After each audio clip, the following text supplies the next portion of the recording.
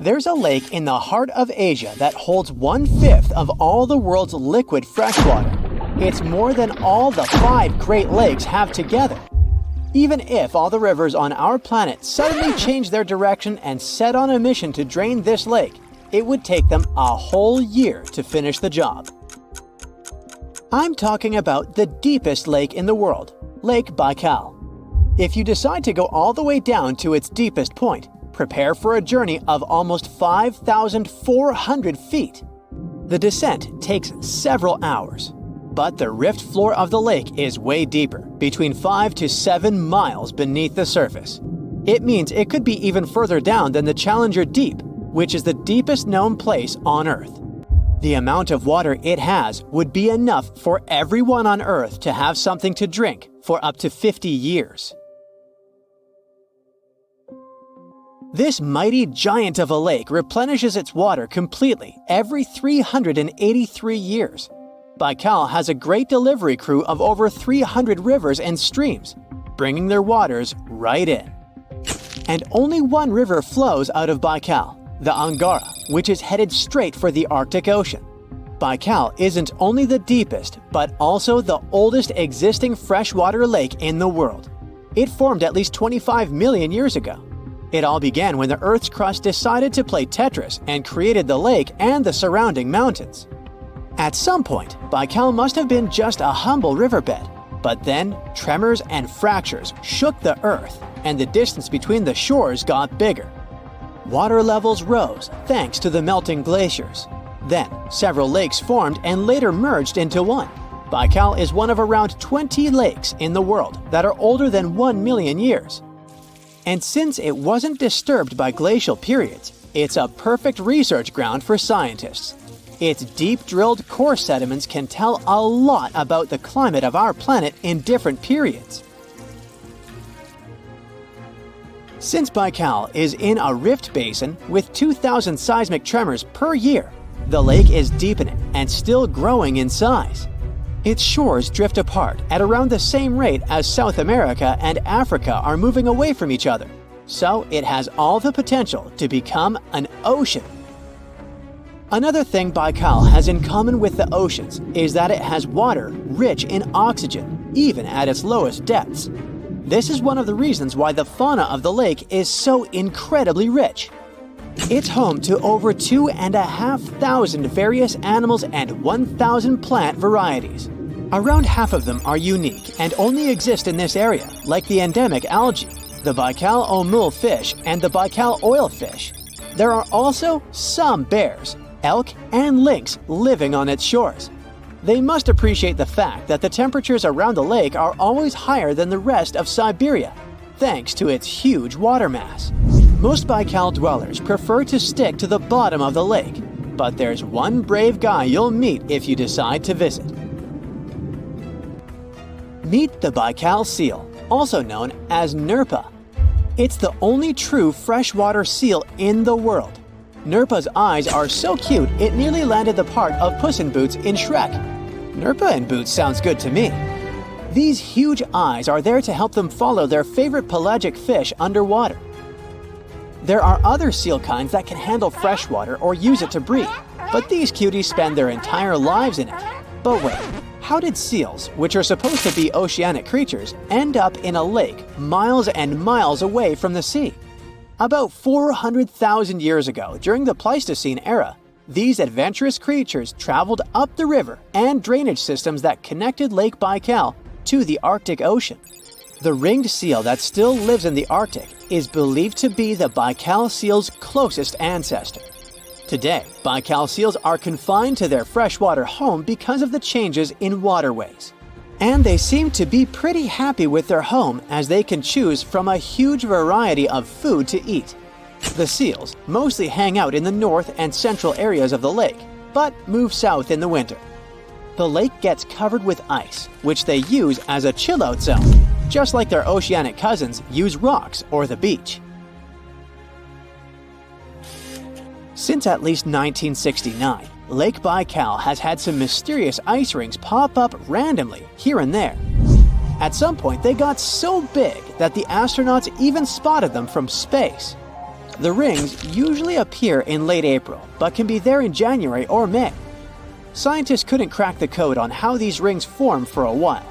They had all sorts of theories, and the most popular involved methane gas bubbles from the lake's depths. But then, scientists noticed that some of the rings were in shallower waters, where gas emissions don't happen. So, an international team of scientists decided to solve the mystery. They traveled to Lake Baikal, drilled holes in the ice, and dropped sensors into the water. In 2016, when they started the research, they heard that 2 vans had gotten stuck in the mysterious ice rings.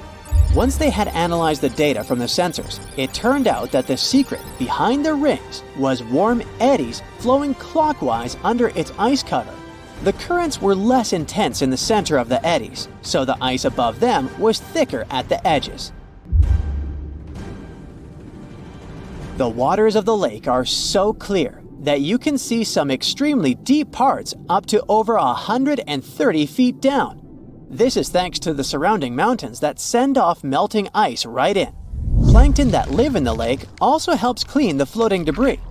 When this crystal clear water freezes, it forms an unusually thick and see-through layer of ice. The wind likes to play sculptor on Baikal and creates one-of-a-kind pieces of art here. It picks up water, which, of course, freezes into the most unusual designs. Frozen bubbles and icicles you've never seen before. The location and geography of the lakes and the cycles of melting and refreezing create the perfect conditions for this ice workshop. And you can even see rocks that seem to be floating. The bottom of the rock freezes to the surface of the ice. Then, the strong winds wear away the surroundings, leaving a perfect pedestal for the rock. If you think the floating rocks look eerie, how about Baikal's version of the Loch Ness Monster? The local Buryat people have a legend about the water dragon master that lives in the lake. A dragon is believed to be the most powerful creature living on Earth in Asian mythology. They believe there are 4 dragons living in the 4 seas, each responsible for one of the cardinal directions. Baikal is the North Sea in this story. The image of this dragon is supposedly etched in ancient petroglyphs on the cliffs of Baikal. There's also a hefty stone slab that looks like a monument dated back to somewhere between the 3rd and the 9th century BCE, depicting a mysterious water monster. Imagine the stories this stone could tell, echoing the whispers of a bygone era and leaving us to unravel the enigma of the Baikal cliffs. The legend says that a local warrior was chasing the dragon. He finally reached the largest Baikal island of Alkan. He was ready to face and defeat the dragon, but the beast turned into a beautiful girl, and they got married. That's one unusual twist to a classic defeat the dragon and take the girl story. So, local legends describe that dragon as a giant sturgeon with an almost gator-like snout and armored body. In reality, the mythical monster must be one of the many huge fish living in the lake. They can afford to grow to several feet in length thanks to the high levels of oxygen in the water. Beluga sturgeon can weigh several thousands of pounds, lives up to 50 or 60 years, and never stops growing. It looks like a prehistoric creature that came from the time of dinosaurs. This scary beast is called the basking shark. It can grow up to 39 feet. People have only reported 3 of them in the past 160 years. The last sighting was in 2015, and before that, about 80 years ago. These sharks sometimes rise to the surface to filter out small animals, such as shrimps and other small crustaceans, when they want to have a nice, tasty seafood dinner. But when there isn't enough grub at the surface, they go down to the depths of almost 3,300 feet, where they tend to stay for months, which is something researchers discovered using satellite tags. Tag, you're it! Now, basking sharks like to spend their time in more temperate waters, but they can migrate long distances. They live across the globe, but in warm tropical or subtropical areas, they won't go near the surface because they're not fans of high temperatures. The lion's mane jellyfish is not that rare, but it's fascinating how large it is. It's the biggest among jellyfish species and the longest animal. Its total length can reach 120 feet.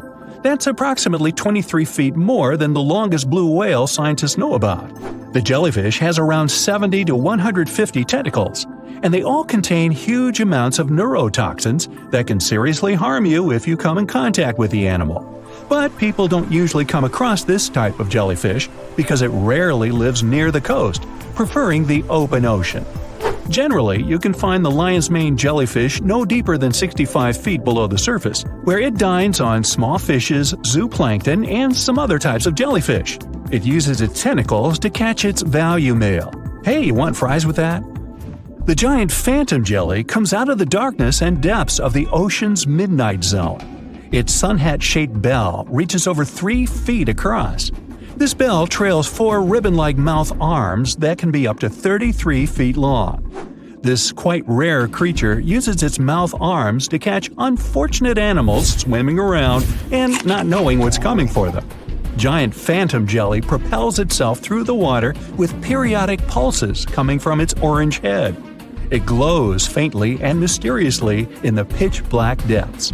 It lives across the globe in all the oceans except for the Arctic. I'm guessing it's too cold. Because of its odd shape, people often call the oarfish the dragonfish or sea serpent. It's about 26 feet long, which makes it the longest bony fish we know about, and lives at depths of 3,300 feet. Oarfish spend most of their time in the deep, dark parts of the open ocean in tropical and subtropical areas. They almost never come to the surface, unless, invited. It's a ribbon-shaped and shiny silver creature with a long red dorsal fin and red oar-like pelvic fins. Its body has no scales and is very thin. The fish can grow to a length of about 30 feet and weigh 660 pounds. Oarfish have really big eyes that help them see better in their dark, scary surroundings. The frilled shark is definitely one of the gnarliest-looking marine animals out there. If you saw it somewhere, you'd probably think you went back to the age of dinosaurs. Yup, the frilled shark is a prehistoric creature because its roots go back 80 million years. This living fossil can grow to be 7 feet long. It got its name from its frilly gills. Even though frilled sharks have the shark part in their name, they swim similar to an eel in a distinctly serpentine way. Its mouth is terrifying. Similar to the maw of the great white shark, it has 300 trident-shaped teeth lined in 25 rows. Hey, come a little closer, huh? Researchers discovered this creature in the 19th century, but people rarely see it, and no wonder. It usually lives at depths of between 390 and 4,200 feet. Most of the time, the frilled shark feeds on squid, swallowing them whole. Its long jaws allowed the frilled shark to gape extra wide and swallow animals half as long as its entire body. Goblin sharks are very rare. Researchers have spotted fewer than 50 of them in more than 120 years. But maybe that's for the best, since we're talking about a pretty scary fella with a narrow snout and sharp teeth. It's also capable of thrusting its entire jaw outward when it wants to catch something. Sounds familiar. As it's lurking through the dark depths of the ocean, a goblin shark sees a small squid that looks quite yummy. The dangerous animal inches toward the squid.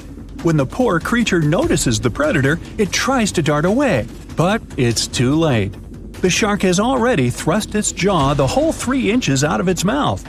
This jaw is connected to the flaps of skin the shark can unfold. This helps a lot because the goblin shark is a sluggish animal, so it's pretty hard for it to chase its food.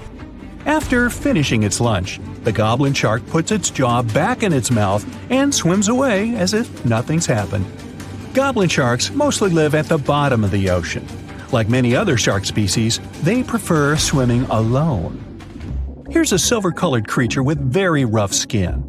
That's the ocean sunfish, with a total length of almost 11 feet. Its other name is mola. The ocean sunfish is the heaviest of all bony fish out there. People sometimes call it a swimming head because of its bizarre appearance. These creatures have such a weird shape because they're born with a back fin that never actually grows. It just folds into itself as the animal matures and creates a rounded rudder. The sunfish is a bit clumsy. It moves with the help of its mighty fins that allow the animal to swim on its side. This marine inhabitant is a solitary creature. It mostly feeds on zooplankton and jellyfish. The spotted wobbegong is one of the world's rarest sharks.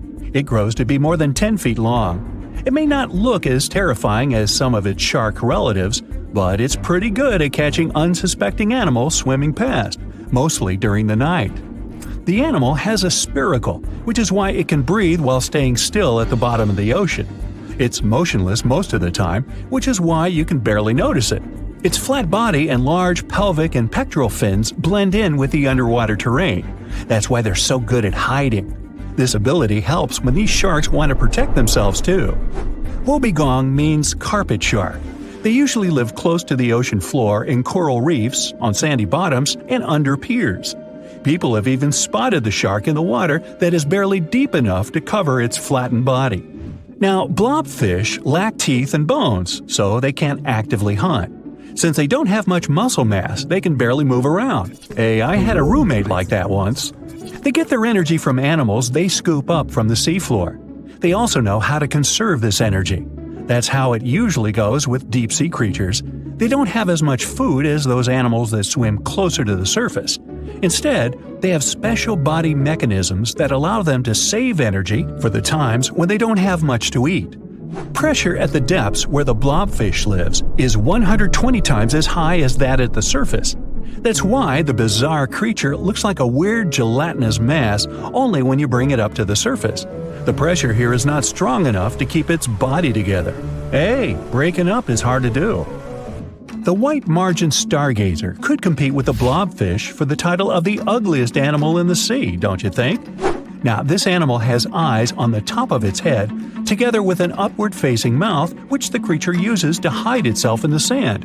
That's where it spends most of its time, with only its eyes protruding from the sand. It chills this way until some small animal passes by. It can lunge at its target incredibly quickly, literally within milliseconds. This creates a vacuum in the water that pulls in a crab, fish, or some other small, unfortunate animal. Another tactic involves venom. This fish has a venomous spine in its shoulder blade that helps with catching other animals and defending itself against enemies. Even though it's not related to the electric eel, the white margin stargazer can generate an electric shock as powerful as 50 volts. Ow!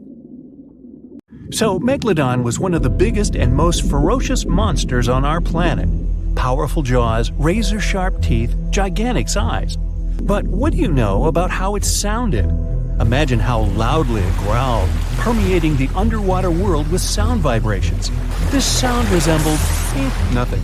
Megalodon didn't have a voice. It was a shark, and sharks don't have sound-producing organs. It was a quiet danger. But despite its muteness, yes, that is a word, you could have still heard it. Come with me. Now you're underwater, clenching your fist, raising your hand, and quickly bringing it down. Now imagine that you have a big submarine instead of a fist and hear the water flowing around the smooth surface of the hull. That's what a megalodon sounded like. When this monster was swimming out to the surface and opening its jaws, it sounded like a waterfall. The giant shark swam at high speed. When the water was passing through its mouth and gills, it sounded like a flowing river, a fast, powerful river. Megalodon had no voice, only the scary sound of flowing water. Other ancient fish could make sounds, but you would hardly hear them. Whales, dolphins, and their distant ancestors are not counted because they're mammals. Fish communicated at frequencies elusive to human ears. They still have this ability, but in most, the ocean was and is a pretty quiet place. So let's get out on ancient lands and check what was going on with the sounds there. Thanks to modern technologies, scientists can analyze the sounds of many ancient animals. Using CT scans, they found that some dinosaurs had complex systems of small open pockets in their skulls. They used these winding cranial mazes to reproduce a wide range of sounds and regulate body temperature, and people have managed to hear them. An ancient bird that lived 79 to 140 million years ago, Pegasus, sounded similar to some farm birds like duck and geese. But the ancient creature probably screamed in a scarier way. Scientists found this out thanks to the Syrinx fossil they discovered in 2016 in Antarctica. It's the oldest known vocal organ in the world. It helped Vegasus make a double humming sound coming from the left and right sides of the Syrinx. Imagine a duck and goose screaming. Increase the volume several times.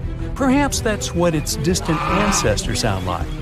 As for other flying reptiles like the pterodactyl, it couldn't scream like Vegasus because it didn't have a syrinx. These winged monsters could growl, hiss, and snap their beaks, and this was their most effective sound. Remember any tall basketball player. The skull of the pterodactyl was slightly longer than their height. Just imagine what a noise the dinosaur created when it was snapping its powerful beak. The clicking sound could deafen and frighten other ancient creatures nearby. Now, you probably know what a Tyrannosaurus sounds like, thanks to the movies. Among thousands of others, you'll recognize this prolonged roar similar to a chainsaw, vacuum cleaner, and horn. And, honestly, its roar has a lot in common with the natural sounds that this monster could make. Thanks to modern technologies and well-preserved remains, scientists managed to simulate the voice of these ancient animals. Imagine you're uploading data about a T-Rex into a program and preparing to hear an intimidating roar. You press play, and it sounds like a beat. Tyrannosaurus rex's scream was similar to birds, not mammals. But it wasn't just a beat. It used nostrils to scream, not a mouth. The hum came from the chest and resembled a siren with low bass. Maybe it sounded a lot more intimidating than what we saw in the movies. It was louder than all the trumpets of the symphony orchestra, and it did it only with the help of its nose. It's not known for sure whether it could growl through the mouth. You could also hear how long-necked dinosaurs sounded in the movies. Their calls were similar to those of elephants, something between a saxophone and a car horn. But in fact, these tall creatures whispered. Almost all mammals make sounds thanks to the laryngeal nerve.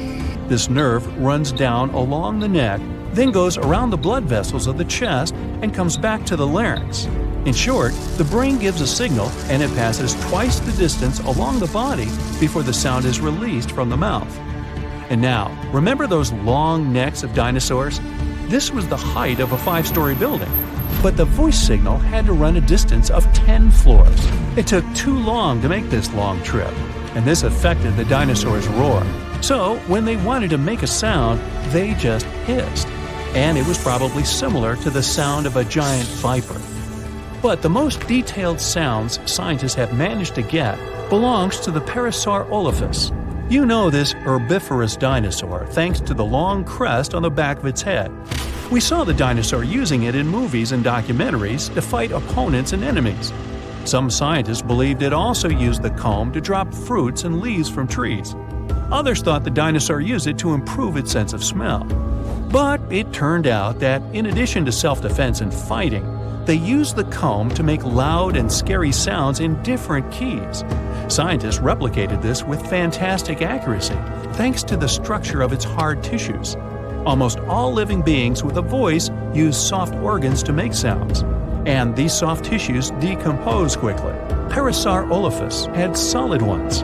They noticed tubes leading from the nostrils to the crest and back to the nostrils when they found the skull. It was like a crumhorn, a curved musical wind instrument. This proved the dinosaur used the crest on the back of its head to make the sounds louder. The comb allowed it to trumpet, so its relatives could hear it in the forest. They made humming sounds with low and high notes. Mix a saxophone and trumpet with a goose hum, car horns, and low frequencies, then increase the volume several times. That's what Parasaurolophus sounded like. That's also what my 4th grade band sounded like. But I digress. You can listen to different shades and timbres of this dinosaur on the internet. It used noises with different tones to create complex social connections. They could communicate, identify each other, trumpet danger, or conversely, signal their friendly intentions. Alright, we've just heard how some ancient reptiles sounded. But what about ancient insects? They didn't have vocal cords, of course. Instead, they used friction between body parts. Look at modern crickets chirping with their wings. One wing has tiny notches. The second has the shape of a mediator. Take a simple plastic comb and run your fingertip over its teeth. Crickets make their sounds by the same principle. Their wings vibrate and release a series of sound waves into the air. But the clicking of an ancient bush cricket was very different from modern insects since they were much noisier. The sounds of these clicks were like a whistle. With the help of high-frequency waves, they could also communicate secretly, as if they were doing it through a closed radio channel. If you heard this, you would hardly be able to fall asleep to it. Now, modern crickets are not so loud, as they began to add more high frequencies to their sounds. Higher pitch waves don't spread as far, reducing the risk that a bat will hear the insects. Just imagine how the jungle of that time sounded. The loud chirping of crickets hurts the ears. Then you hear a brachiosaurus hissing. The clicks of pterodactyls shake the sky like thunderclaps. Then you hear the trumpet sounds of different tones somewhere in the jungle. These are Parasaurolophus communicating with each other. And then you get scared by a loud Tyrannosaurus siren. What a racket! You'd probably not find peace in such conditions. Fortunately, humans appeared millions of years later. And, by the way, scientists have managed to find out and understand what our distant ancestors sounded like. They carefully examined the insert function of the mouth, nose, and throat on the Neanderthal skeleton.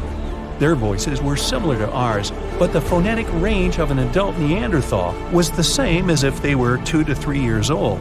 It was like mumbling without consonant sounds. The study of the skull couldn't recreate precisely the sound of Neanderthals, but in 2007, scientists extracted DNA samples from their bones. They found a variation of the gene that responds to human speech. Scientists believe that Neanderthals fought with Homo sapiens, our family tree. As a result of this conflict, their kind became extinct. But the found gene points they could have had other connections with each other. Perhaps Neanderthals could understand their language and even pronounce some words. Many terrifying animals live deep beyond the waves, like this vampire squid living 3,000 feet below the surface in almost complete darkness. This animal has a cloak, like a vampire's. That's why it's called the vampire squid. Deep down at the bottom, it can't use ink to defend itself. So this animal has developed an unusual tactic.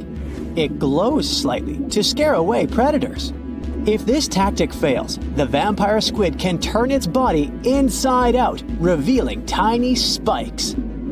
When you translate its scientific name, Vampiroteuthis infernalis, it literally means vampire squid from the nether. Despite its terrifying looks, it's a harmless ocean animal. This previous creature was not from space, but this object definitely is. Before Elon Musk found a way to reuse rockets, NASA would simply drop old ones after launching astronauts into space, most of the time in the ocean or deserts. In 2012, Jeff Bezos launched a mission to find the Apollo 11 rocket.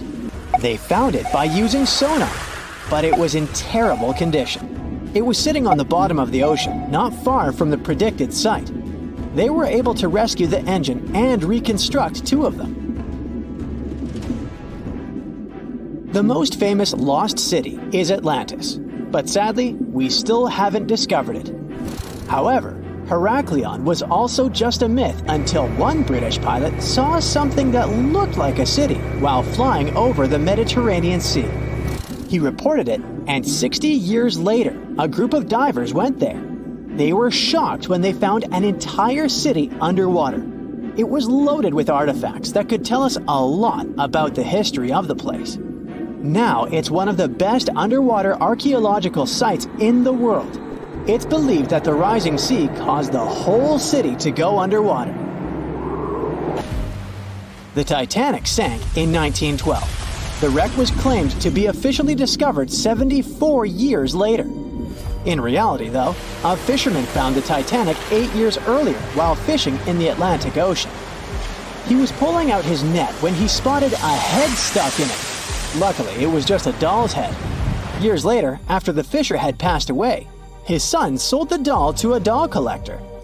She did a lot of digging and research on every person who had a porcelain toy on the Titanic. She found the owner of the doll. Ava Hart was on the Titanic and had a doll with her. Ava survived the catastrophe by a miracle, but her toy didn't. Hart even wrote about the doll in her journal, and every detail matched the toy found by the fisherman. The tripod fish lives deep in the abyssal zone, around 20,000 feet below the surface. It's adapted to such immense depths and uses its tripod fins to stay still on the bottom. This creature doesn't have big eyes, but even if it did, these eyes would be useless in the darkness. Instead, the tripod fish uses its fins like antennas to detect any movement in the water. This creature doesn't have much luck when it comes to its love life, so it had to develop unique tactics to reproduce. One fish can be both male and female. The next bizarre creature is the lizardfish. It has tons of razor-sharp teeth, a huge mouth, and really big eyes, which it uses for hunting. All this makes the animal look freaky. The lizardfish lives at depths of around 11,000 feet in the midnight zone, where there is zero light.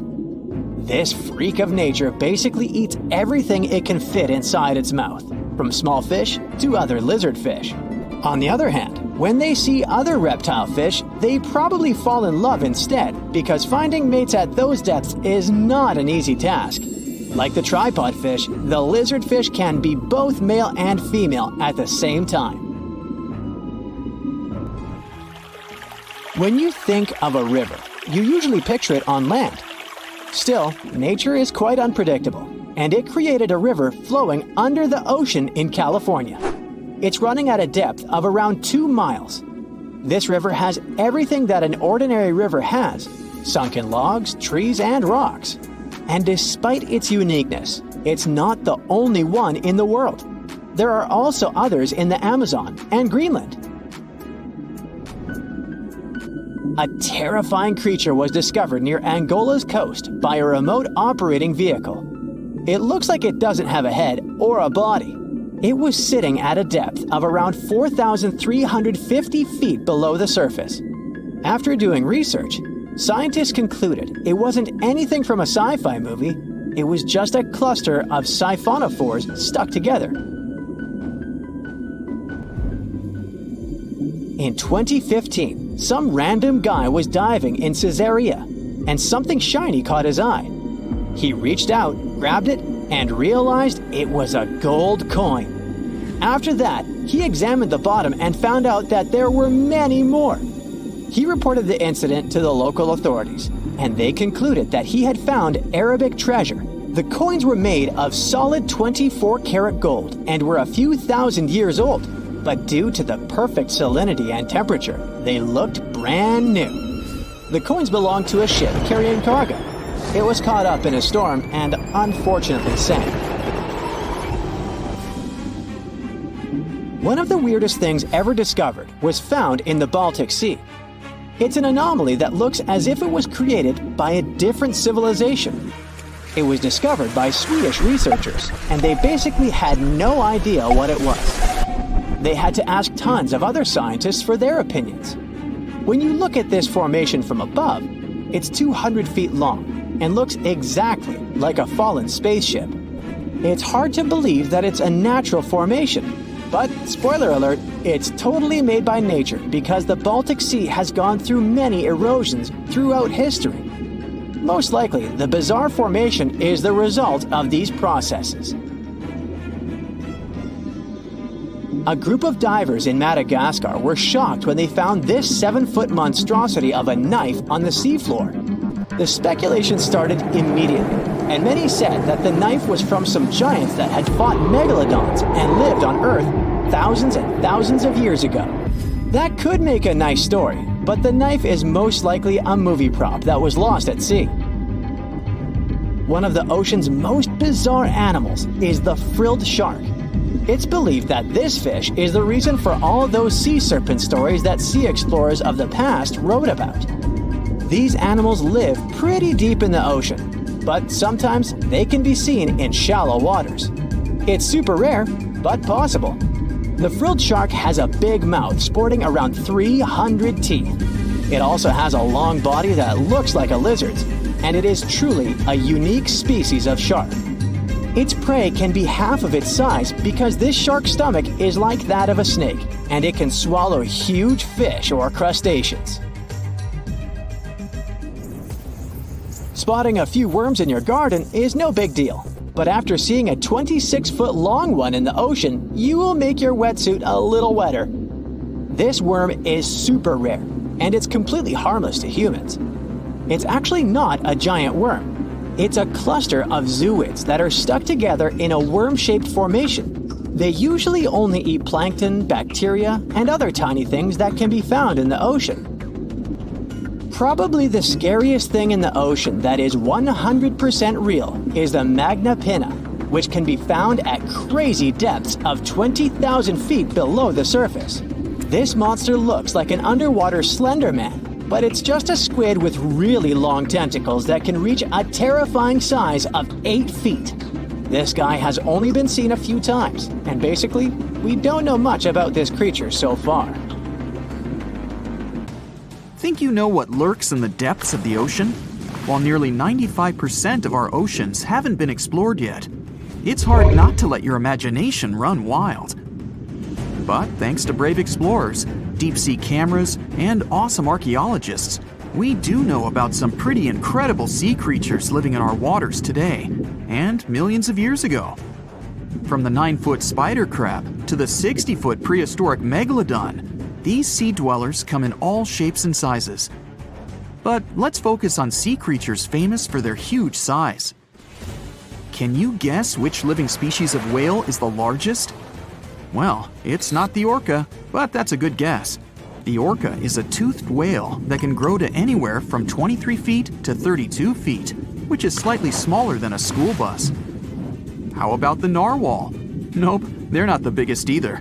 These unicorns of the sea live mainly in Arctic waters and only grow 13 feet to 20 feet in length, and that's including their 9-foot tusk. Tired of guessing? Okay, I give in. The largest whale that still exists today is the blue whale. At a jaw-dropping 82 feet to 105 feet, the blue whale is not only the biggest whale we know of, but is currently the largest animal to have ever lived on Earth.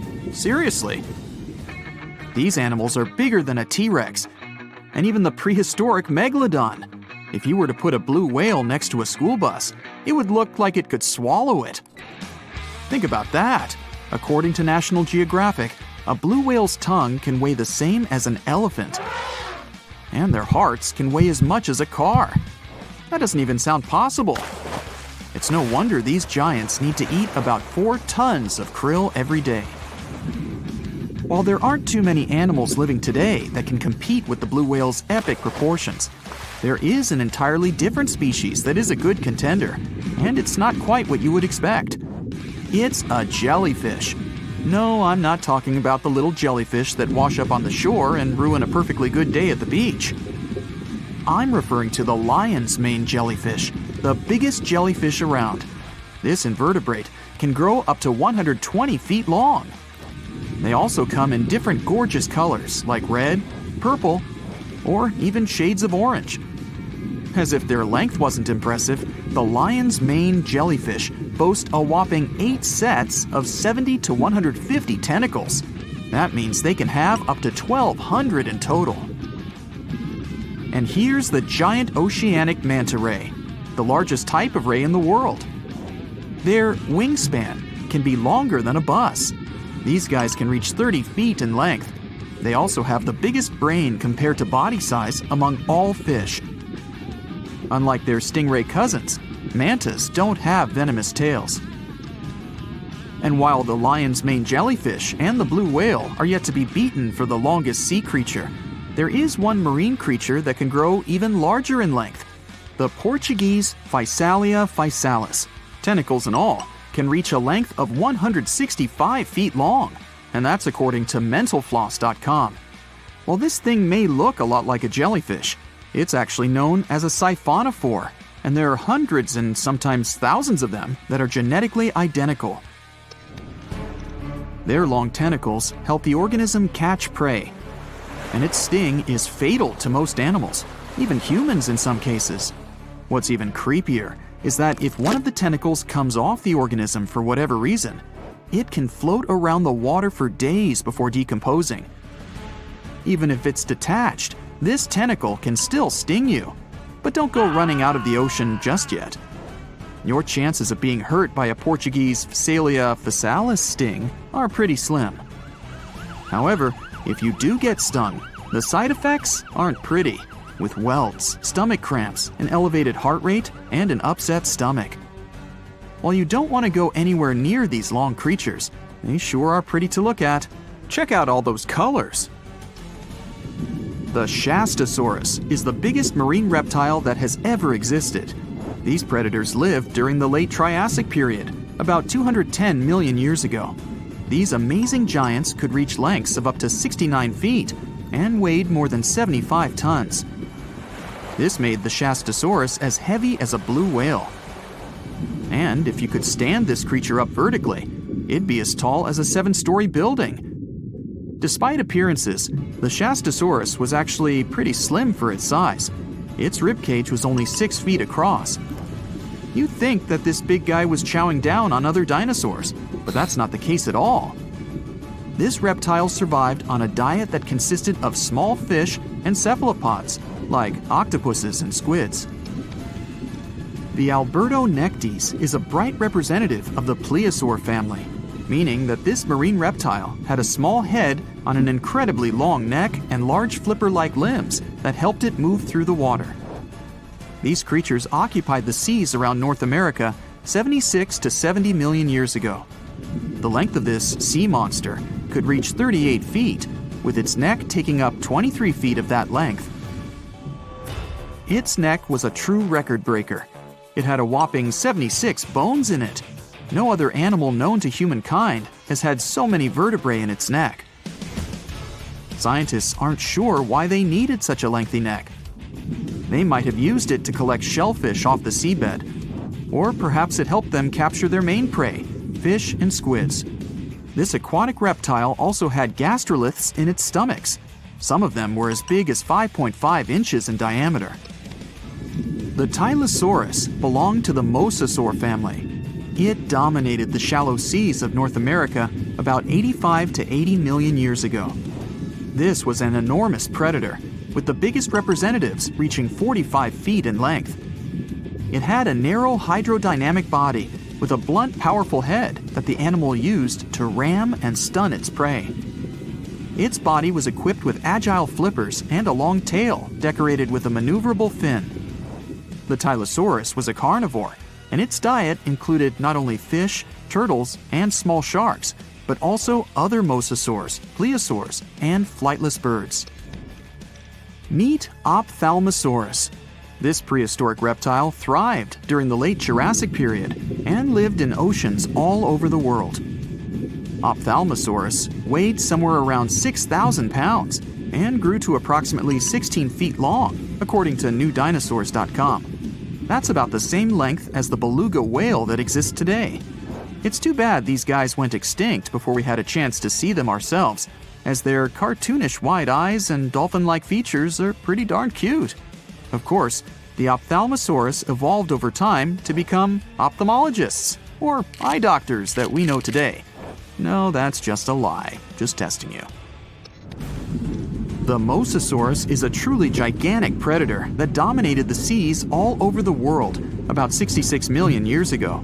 According to fossil evidence, some specimens could be more than 50 feet in length. This fact makes the Mosasaurus the biggest marine carnivore of its time.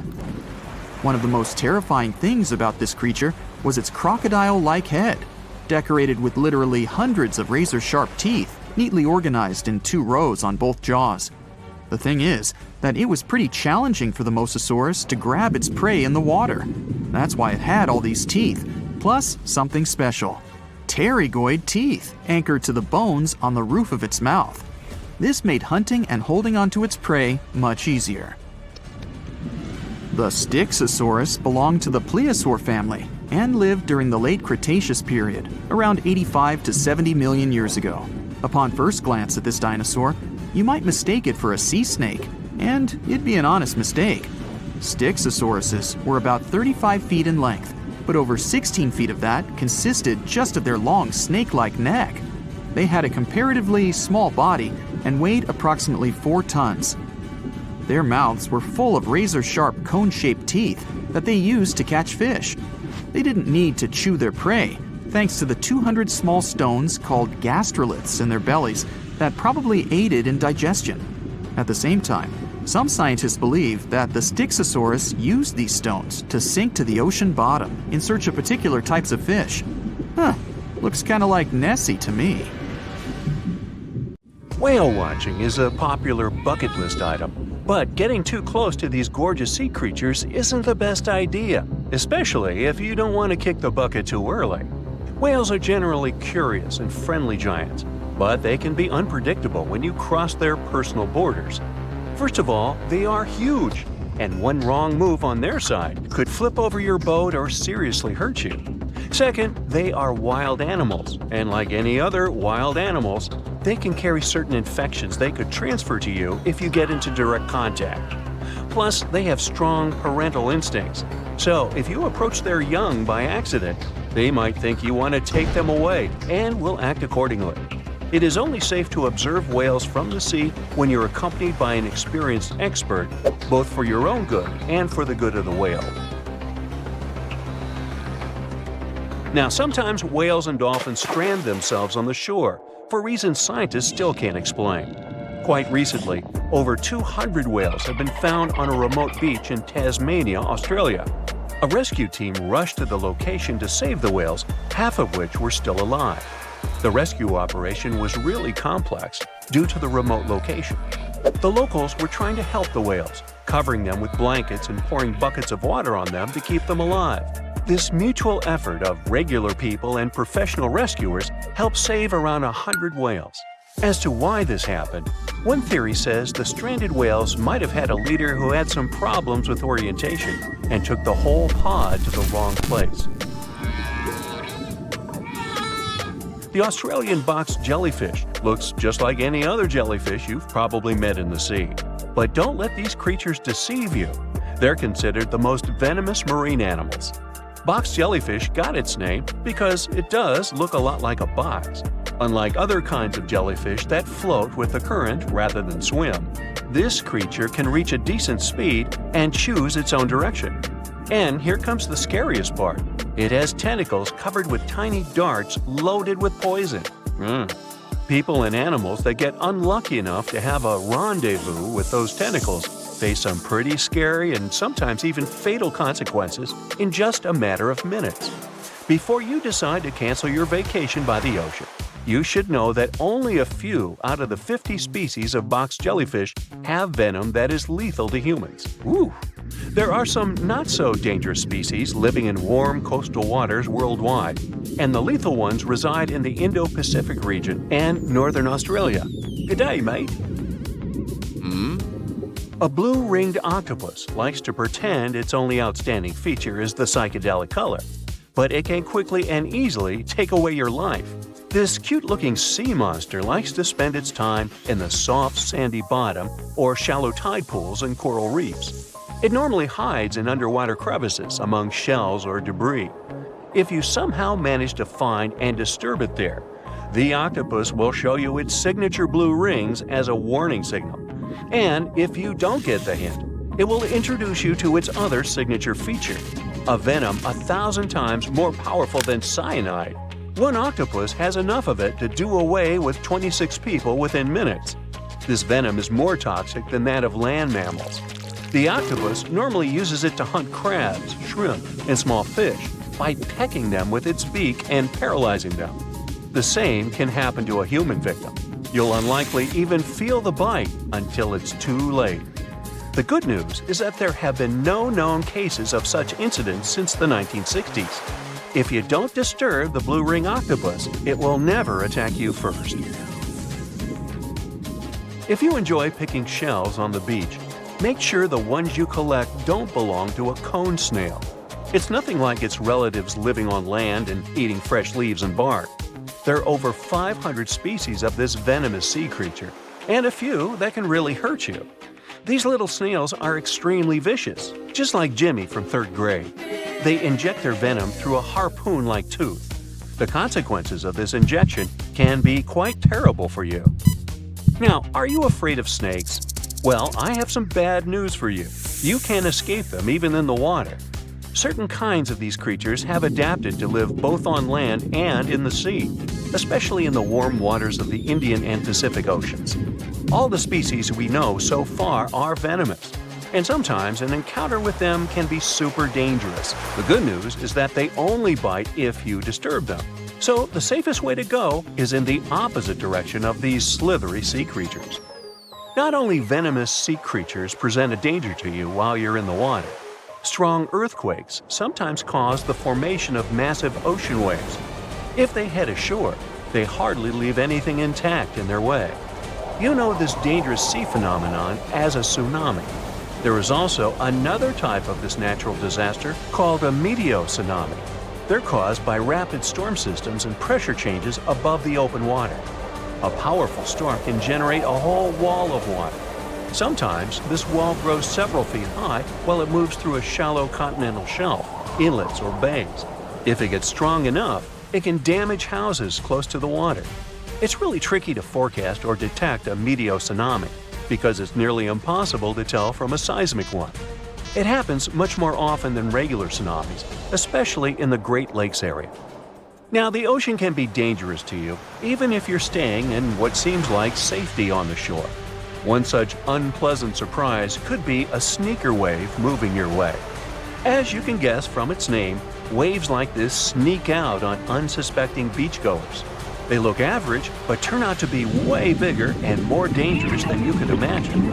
Sneaker waves always appear without warning after smaller waves carry huge amounts of water, sand, and gravel. They're so powerful, they can carry swimmers further away into the ocean. They can swipe you off your feet and into the water when you're casually strolling on a jetty or the beach or on an outcropping nearby. Oregon State University researchers found that sneaker waves form in offshore storms that carry wind energy to the ocean surface. With all that energy, several waves unite and overlap into one beast that stands higher and goes further ashore than a regular wave. Another thing that makes them more dangerous is that they're hard to predict. The logic of regular wave formation doesn't work with them. Square waves, looking like a giant chessboard over the ocean, are the reason many people visit the Isle of Ré off the western coast of France. If you visit it, you'll notice plenty of signs warning you to stay away from the water once you notice the unusual pattern. The safest way to observe it is from high up places like nearby lighthouses. If you decide to stay in the water, the strong currents coming from two directions can literally sweep you off your feet. Generally, waves can travel many miles over the surface of the water, depending on local winds and weather. And even on days when the weather seems somewhat calm, storms located elsewhere can send in crashing waves that affect the surrounding calm waters. When waves travel onto the shores of distant lands, they're called swells. This is different from a wave that occurs from the local wind. When two different swells coming from opposite directions meet, it's known as a cross sea. This is what generates these square waves that you see near the Isle of Ré. The cross sea phenomenon can appear in different locations around the world. The Isle of Ré is one of them, thanks to specific wind and weather patterns that create the perfect storm, which makes this cross sea so beautiful and well recognizable. Well, wasn't that swell? Swell? Never mind. The deeper you go, the creepier they get. You're about to travel to the darkest ocean depths and check whether this claim is true. Are the creatures living there as scary as people think? You go 120 feet down underwater. Pay close attention to the bottom under your flippers. Oh my, what's that terrifying face half hidden in the sand? That's the northern stargazer. You can meet this fish in the eastern United States. It buries itself in the sand until unsuspecting prey gets near. Then, the nightmarish creature electrically shocks the poor animal and dines on it. You are moving deeper to 240 feet under the surface. That's where you spot a colorful, puffy creature, no more than 1 foot long. It's the sarcastic fringehead. At first, the fish seems to be harmless.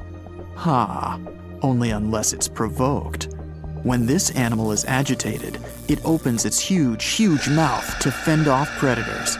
This defense tactic is a sight to behold, both surprising and frightening. Luckily, the fish is no threat to people whatsoever. The creature you see next can comfortably live in shallow waters, but you meet it at a depth of 900 feet. You don't even need to wonder why the animal's called the Game of Thrones brittle star. Unlike starfish that slowly crawl across the seabed, this creature moves fast. It wriggles its long, flexible arms to get from point A to point B. Its body is protected by a hard calcium carbonate shell.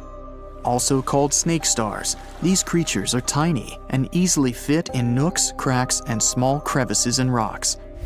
At a much greater depth of 2,000 feet, you come across the giant squid. For a long time, it was thought to be a creature from legends rather than a real animal. The giant squid was first caught on camera in 2001, and it's exactly as big as its name implies. The creature's eyeballs are the size of soccer balls, and the squid itself can weigh up to 600 pounds. Almost 3,000 feet below the surface, you get spooked by another creepy-looking animal. It's somewhat red and rather small, no longer than 1 foot long. As you approach the creature, it looks rather docile, or maybe just indifferent. The vampire squid, that's the animal's name, looks like an umbrella with tentacles. It doesn't even produce ink, so you leave it alone. Soon after that, at a depth of 3,200 feet, you meet the cookie cutter shark. This creature is a parasite. It attaches itself to big fishes, dolphins, whales, and sometimes even people. Then, using its neatly arranged serrated teeth, it gouges out cookie-sized pieces of meat. This nasty glowing animal doesn't grow larger than 20 inches and lives in the ocean twilight zone. At a depth of 3,300 feet, the light becomes a rare and valuable thing. The animals living that far away from the surface have to evolve unusual features to survive. That's how the barrel-eye fish ended up with a transparent head and 2 super-sensitive barrel-shaped eyes. Right now, pretty much like always, they're pointed upward, allowing the fish to see potential prey and you. Almost 4,000 feet below the surface, you see something droopy and saggy. The blobfish doesn't have a skeleton or any muscle. Its jelly-like flesh lets the creature survive incredible water pressure. Despite its appearance, the blobfish is an ambush predator. It usually lies very still on the bottom, waiting for unsuspecting prey to swim by. You go a bit deeper and spot a creature that looks particularly ghastly. The goblin shark senses prey with its snout. The creature's terrifying jaws are attached to elastic ligaments. When some animal comes too close, the shark catapults its mouth forward to catch it. If your mouth could do the same, you would be able to eat things dangling 7 inches away from your face. Even deeper than that, at 5,000 feet, you notice another member of the shark family. The frilled shark looks like an overgrown eel, but its gills are lined with red fringe at the edges, hence the name. The creature's horrifying mouth has 25 rows of razor-sharp backward-facing teeth, 300 in total. The shark prefers to hover in the water, waiting for its prey to come closer. Then, it charges at it like a snake. Suddenly, you see something glow brightly like an electric bulb. But after coming closer, you recoil in horror. The creature looks like an upgraded eel equipped with oversized teeth. That's the deep-sea dragonfish that can live at a depth of 6,000 feet. Chemical processes going on inside the fish's body produce an eerie red glow. This glow is used to communicate with other fish. At the same depth, you meet another deep-sea inhabitant.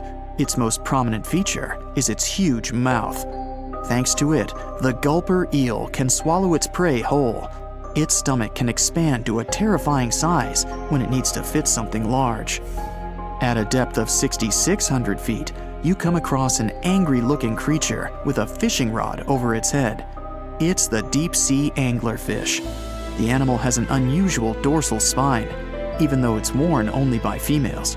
It protrudes above their mouth and has a lure on its tip, some luminous flesh that baits prey. The anglerfish has such a big mouth and its body is so pliable that it can swallow animals twice its own size. You're 7,000 feet down when you see another fish that's glowing in the dark. The black dragonfish is a sly creature. It has its light-producing organs arranged along its belly. The spooky creature also has gleaming flashlights next to its eyes. They help the animal find prey and attract potential mates. At the same depth, you also spot an enormous pillbug. But unlike the critter you can find in your garden, this one is at least 20 inches long. That's the giant isopod, and it is, indeed, related to the roly-poly, as well as crabs and shrimps. These creatures may look somewhat scary, but they're harmless. They feast on other deep-sea animals only after those have passed away. At a depth of 13,000 feet, you notice the ocean floor has become a bit fluffy. That's because it's covered with zombie worms. These creatures rarely grow to be more than 2 inches long, and still, they can break down fairly large animals, so strong the acid they produce is. The worms' feathery appearance makes them look like plants, but the truth is, these creatures munch on rock-hard bones of the world's largest animals, such as whales. The grid-eye fish almost scares you out of your mind soon after that. This creature has a pair of large greenish oval plates on the top of its head and no eyes whatsoever. Experts believe that these bony membranes detect light coming from predators, saving the fish's life. You're now 3 miles down below the surface, and that's where you spot something bizarre on the bottom. It's definitely a fish, but it's standing on the ocean floor on 3 long, rigid legs. Ah, it's the tripod fish. Curious rather than scary. This creature has adapted to the almost complete darkness by giving up on its vision. It has to rely on vibration and touch to sense prey. And then, the fish uses its fins as hands to transport food directly into its mouth. You don't have time to go any deeper before you spot the faceless fish. This slightly off-putting creature has no eyes, and its mouth, smiling a Mona Lisa smile, is underneath its body. For the first time, the faceless cusk, which is the creature's official name, was seen more than a century ago. The next time it happened was only in 2017. Once you've reached a depth of 6 miles below the surface, you see deep-sea cucumbers. These bizarre creatures are much bigger than their shallow water relatives. They spend most of their time on the sea floor. But if they need to escape predators, they are able to swim away. Deep-sea cucumbers have bright purplish coloring, tiny feet, and tentacles that surround their mouths. Cute. The question is, why do these deep-sea creatures look so scary? Life is very different there, at the bottom. Tremendous water pressure, a lack of food, and constant darkness. You have to adapt to survive in such extreme conditions. The Bermuda Triangle is one of the most heavily traveled shipping routes in the world. Some skeptics believe that this fact solves the Bermuda Triangle mystery. Statistically, the busier the area, the higher the frequency of accidents and disappearances. While this makes sense, it's not the frequency of disappearances that's responsible for the mystery of the Bermuda Triangle. It's the lack of explanation or wreckage found. On his very first voyage to the New World in 1492, Christopher Columbus sailed through the Bermuda Triangle. Columbus reported that one night, when he was on the deck of the ship, he noticed a giant light appear in the distance, unlike anything he'd ever seen before. Columbus looked at his compass for direction, and it gave off erratic readings. You might have noticed that the Bermuda Triangle doesn't appear on any world map. This is because official institutions refuse to acknowledge that the area actually exists. No one exactly knows how many ships and planes have disappeared in the Bermuda Triangle. The rough estimate is 50 ships and 20 planes. Most of the time, the disappearances had no explanation and no wreckage has ever been left behind. When the TBF Avenger planes went missing, a massive search operation was conducted. Boats and planes searched the Bermuda Triangle for any signs of the aircraft. One of the boats searching was a PBM-5 Mariner airboat. The airboat took flight at 7:27 p.m. and called in a routine radio message 3 minutes later. Then, it was never heard from again. No trace was ever found of the rescue airboat or the 5 Avenger aircraft. A huge investigation was launched into the disappearance of all these vehicles, but nothing was ever discovered. The Bermuda Triangle is home to some pretty intense and unexpected weather. Storms build up quickly and unexpectedly, then disappear soon after. If you blink, you might miss it. This could explain why few distress signals are issued. Pilots and sailors never saw the weather coming. A popular theory suggests that rogue waves are responsible for the many disappearances. Rogue waves are called extreme storm waves by scientists. They occur when different weather patterns take place at the same time and cause large unexpected waves that reach up to 100 feet tall. Witnesses say that the waves look like giant walls of water. These waves could explain why ships go down fast and without leaving any trace. Just off the coast of Japan, you'll find the Bermuda Triangle of the Pacific Ocean. They call it the Devil's Triangle. Between 1950 and 1954, 9 ships disappeared in this area without leaving a trace. The ship Maroon 5 was sent to investigate these unexplained disappearances when it also vanished. After this incident, the Japanese authorities labeled the area as a danger zone, and sailors were encouraged to avoid it. Some people blame all disasters on the extraterrestrial paranormal activity. Others suppose it's all about raging natural phenomena. Some scientists believe the cause of anomalies is the environmental changes. Also, there's a really high concentration of methane hydrates on the bottom of the ocean in the Pacific Bermuda area. This gas tends to set off, and when it happens, bubbles start forming on the surface of the water. These gas eruptions can interrupt the ability to float and can easily sink a ship. Because of this chemical reaction, there won't be even a trace left. Underwater volcanoes are said to be another possible explanation for the Japanese Dragon's Triangle. In fact, they can take down even small islands. Luckily, nobody lives there. It's a pretty common thing in this area that some of them disappear underwater and others appear out of the blue because of seismic activity.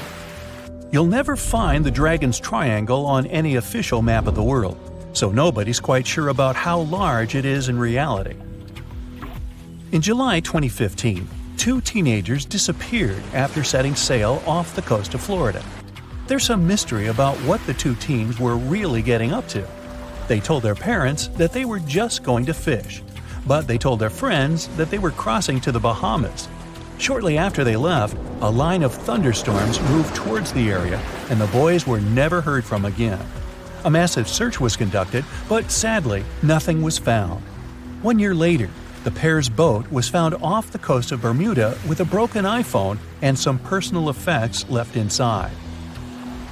One of the most popular and bizarre theories trying to solve the Bermuda Triangle mystery comes from Charles Berlitz. He insists that the area is home to the lost city of Atlantis. The missing ships and planes and malfunctioning equipment, according to him, were all caused by rays of energy let out by the special energy crystals that power Atlantis. While this sounds silly, Berlitz's theory was convincing enough that over 20 million people bought his book worldwide. Previously, the compass wouldn't work well in the Bermuda Triangle since the lines of the 2 poles coincided here, true north and magnetic north. But if you fall into this line, your compass will behave strangely. But the magnetic north is constantly shifting, and now it's far beyond the triangle. No legend says pirates of the last centuries operate in the Bermuda Triangle, or that the Flying Dutchman makes other ships disappear. A popular theory is that ships travel to the distant past or future through a time portal in the Bermuda Triangle. Fortunately, these are all myths. Just imagine hundreds of giant tentacles reaching out to a group of ships sailing through the Bermuda Triangle. In the past centuries, they could easily sink an entire fleet, since the ships were made of wood and were lighter. Squids wrapped decks with their strong tentacles, made holes in the ship's hulls with their sharp beaks. Toothy suction cups could break the masts and tear the sails. The water was filling the holds and slowly rising to the deck. The ship sank in a matter of minutes. Survivors reached the shore and told everyone about huge monsters. This is how the legends of the Kraken appeared. Fortunately, now people have sonars and equipment for monitoring the sea space. They say the main reason why this place is so enigmatic must be the magnetic fields that form this ominous triangle.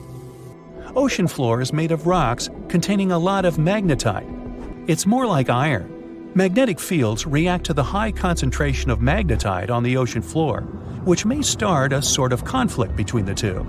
It can often lead to various weather anomalies and, as a result, navigation issues. And naturally, any changes in the ocean floor or the Earth's magnetic fields influence the Bermuda Triangle a lot. Magnetic fields tend to shift their position, so do tectonic plates and even the continents, even though we never notice it. The skies are usually very clear there, but back in 1883, some people witnessed abnormal things in the area. Some claim to have seen large blocks of ice falling from the skies, and the crew even managed to save one as hard proof. Seems like the Bermuda Triangle has an alternate not only on Earth, but even in space. Spacecraft usually don't disappear into thin air though, like there's no air. This anomalous area is really large and stretches right above the South Atlantic. It occupies the area from Chile to Zimbabwe and sits right at the point where Van Allen radiation belts are the closest to the surface of our planet. The Earth has two such belts, which come in handy trapping the particles that shoot in from the Sun.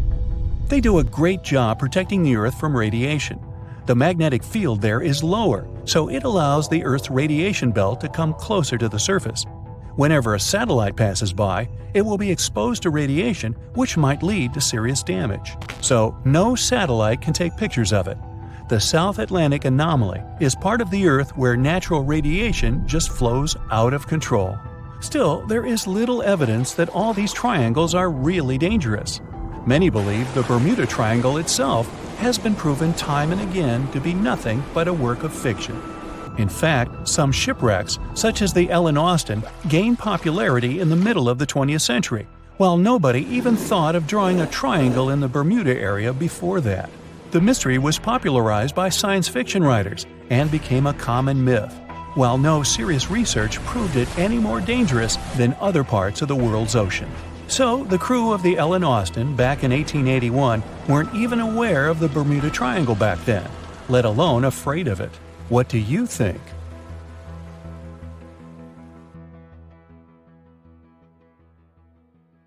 Ever wonder why, despite all our advancements in technology and science, there's a vast expanse of our own planet that we barely know about?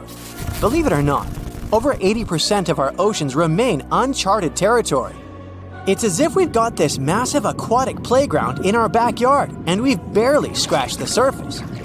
Also, did you know that only about 7% of our oceans have a special tag called Marine Protected Areas, or MPAs? How come this colossal body of water that envelops most of our planet is also among the most vulnerable and misunderstood spaces in the universe? Pressure has a lot to do with it. Our deep ocean is a beast of a place with no visibility, freezing temperatures, and pressure that's so intense that in certain areas it would make you feel like you're having the weight of 50 jumbo jets on your body. No wonder we're having an easier time sending people into space than to the bottom of the ocean. The deeper you go into the waters, the more pressure piles up. But let's not forget we have tech on our side, right? Scientists now use these cool satellite technologies that track the color of the ocean to check how much phytoplankton is there, for example. Why is this important, you might ask? Because these little plant-like critters are actually pretty major players in our big blue oceans. In the grand scheme of things in the aquatic world, phytoplankton is like the bedrock of the ocean food chain. It gives life to almost everything, from the tiny zooplankton, which are animal-like microorganisms, to those colossal, magnificent whales. When these technologies first came around, satellites could get clear images of the ocean faster than a ship could take the same number of measurements in 10 years. But it's not all about looking at the ocean from space. Sometimes you gotta dive in there and see it for yourself. Thankfully, we've come a long way in ocean exploration tech too. We've got things like floats and drifters that ride the ocean currents while collecting data, and a whole fleet of underwater vehicles, some of which are manned. some remote-controlled, and some even autonomous. Remember James Cameron, the guy who made the movie Titanic? He's super into exploring the ocean, and in 2012, he set a record by going down to the Mariana Trench in a vertical torpedo sub. He thinks there's nothing like being in the ocean and experiencing it firsthand. Other companies use a mix of technologies for their ocean explorations. It led them to discover amazing stuff like a deep-sea coral reef near Morocco, the only one still growing in the Mediterranean Sea. They've also discovered new species and documented ones previously thought to live only in the Atlantic. These efforts have convinced local authorities to declare some places as marine parks. As with most scientific areas, the road isn't without its bumps. These expeditions can cost quite a lot, and the lack of detailed maps and data only adds to the challenge. We can't always rely on bathymetric information, meaning the study of the ocean floor, because it's often not available. And that's the tricky part. We need to explore more to know more, but getting the funds for these kinds of projects can be tough when there are so many unknown variables. One particular company's explorations have helped protect nearly 4 million square miles of ocean so far. The data they collect during their expeditions is invaluable. It's used to identify new species, locate vulnerable habitats, and even show where threatened species are being overlooked. Their work helps dismiss excuses from local authorities who claim they lack the necessary information to establish more MPAs. The same company supports a goal known as 30 by 30, aiming to protect 30% of our oceans by 2030. It's a big target, and there's a long road ahead, but ongoing ocean exploration can provide the proof needed to keep more of our oceans safe. We also need to set aside areas for protection and research, even when we don't have all the facts just yet. On that note, some cool scientists have recently stumbled upon a gigantic and mysterious world beneath the Pacific Northwest coast's ocean floor. The best part is, this massive realm of life is pretty much cut off from the rest of the world above, making it like a secret underground club that only the best microbiologists have access to. Picture an active city, except the city is microscopic cracks in the basalt rocks of our oceanic crust, and its residents are microbes. These tiny creatures aren't like you and me. They don't rely on sunlight or the organic products of land and water ecosystems for sustenance. Instead, they thrive on chemical reactions with rocks and seawater. Scientists call this type of life chemosynthetic, which sounds complicated, but it basically means life sustained by chemical reactions. While this sort of life has been found deep in mines and around seafloor hydrothermal vents, the scale at which these creatures are found under the oceanic crust is unprecedented. It might even be the most extensive ecosystem on Earth. A geomicrobiologist from Denmark was part of the team that made this discovery. He claimed that over 50% of our planet's surface is oceanic crust, which is an average of 4 miles thick. Imagine the size of this chemosynthetic party happening down there. This discovery didn't happen overnight. Since the 90s, scientists have found weird tiny holes in the basalt rocks that make up much of Earth's outer crust. They seem like they might have been made by bacteria, but hey, there was supposed to be no life there. I mean, imagine trying to survive in a place that's hot, deep, dark, dense, and mostly devoid of the organic compounds we need for life. Yet, here they are. In the following years, more pieces of the puzzle fell into place. Scientists found that the oceanic crusts had different conditions at the centers and edges. At the centers, rocks are jam-packed with energy-rich compounds that support these tiny life forms. But by the time they reach the edges, these chemicals are all gone. Fast forward to now, and it's time to put the puzzle together. A microbial ecologist from the University of North Carolina worked on this research and says we now have solid evidence of microbial life in the cracks and crevices of deep ocean basalt. The next question scientists asked was, how far does this life extend? Researchers collected samples of crust from a plate roughly 120 miles off of Washington's coast, drilling deep beneath the ocean's surface. What they found down there was remarkable. The life down there runs on a unique fuel, hydrogen. Yep, in the absence of sunlight, hydrogen provides the energy for all their biological processes. These microbes use hydrogen to transform carbon dioxide into organic matter. This matter and other byproducts, like methane, then fuel other organisms, creating a network of life. Of course, the life down there isn't as complex as the one we know up here. Scientists doubt there will be any multicellular life under the ocean because it's too hot and energy poor. But hey, who knows? This universe under our oceans still has a lot to reveal. This whole thing is significant for many reasons. First, it confirms that life can exist in places without oxygen, which changes our perspective on where we can find life. This makes us wonder if life could exist under similar conditions on other planets, where surface conditions might be too harsh. The implications on Earth are also profound. If a large portion of life exists in the oceanic crust, then our understanding of life on our own planet could be completely changed. This exciting discovery stretches our understanding of life and prompts us to keep exploring the mysterious depths of our oceans, pushing the limits of our understanding. NASA is also in on the whole deep sea exploration project. Why? Shouldn't they be preoccupied with outer space?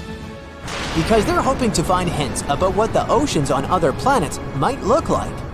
NASA specialists are really hopeful that by unearthing underwater secrets, we can solve some of the big questions about space. Plus, they're testing some nifty equipment for future journeys across our solar system. Not much happens in dark, murky ocean depths. It's mostly pretty quiet, with some smaller fish carefully passing by and probably hoping nothing big would grab them on their way. There's also a bigger fella looking for plankton coming through every now and then. Suddenly, a giant beast comes out of nowhere. First, it's just a dark dot in the distance, until it gets closer. Oh, it's a great white shark. You can recognize its firm, dark gray body, white belly, and slanted head. These creatures have special cells in their skin called melanocytes that can make their color change to lighter or darker. This way, a shark can blend in with its surroundings, which is a nice ace up its sleeve and the reason why we barely even see one coming by. These predators can grow up to be more than 20 feet and weigh up to 5,000 pounds. Our fierce fella is just passing by looking for some lost fish that might wander around, if it gets lucky, directly into its mouth.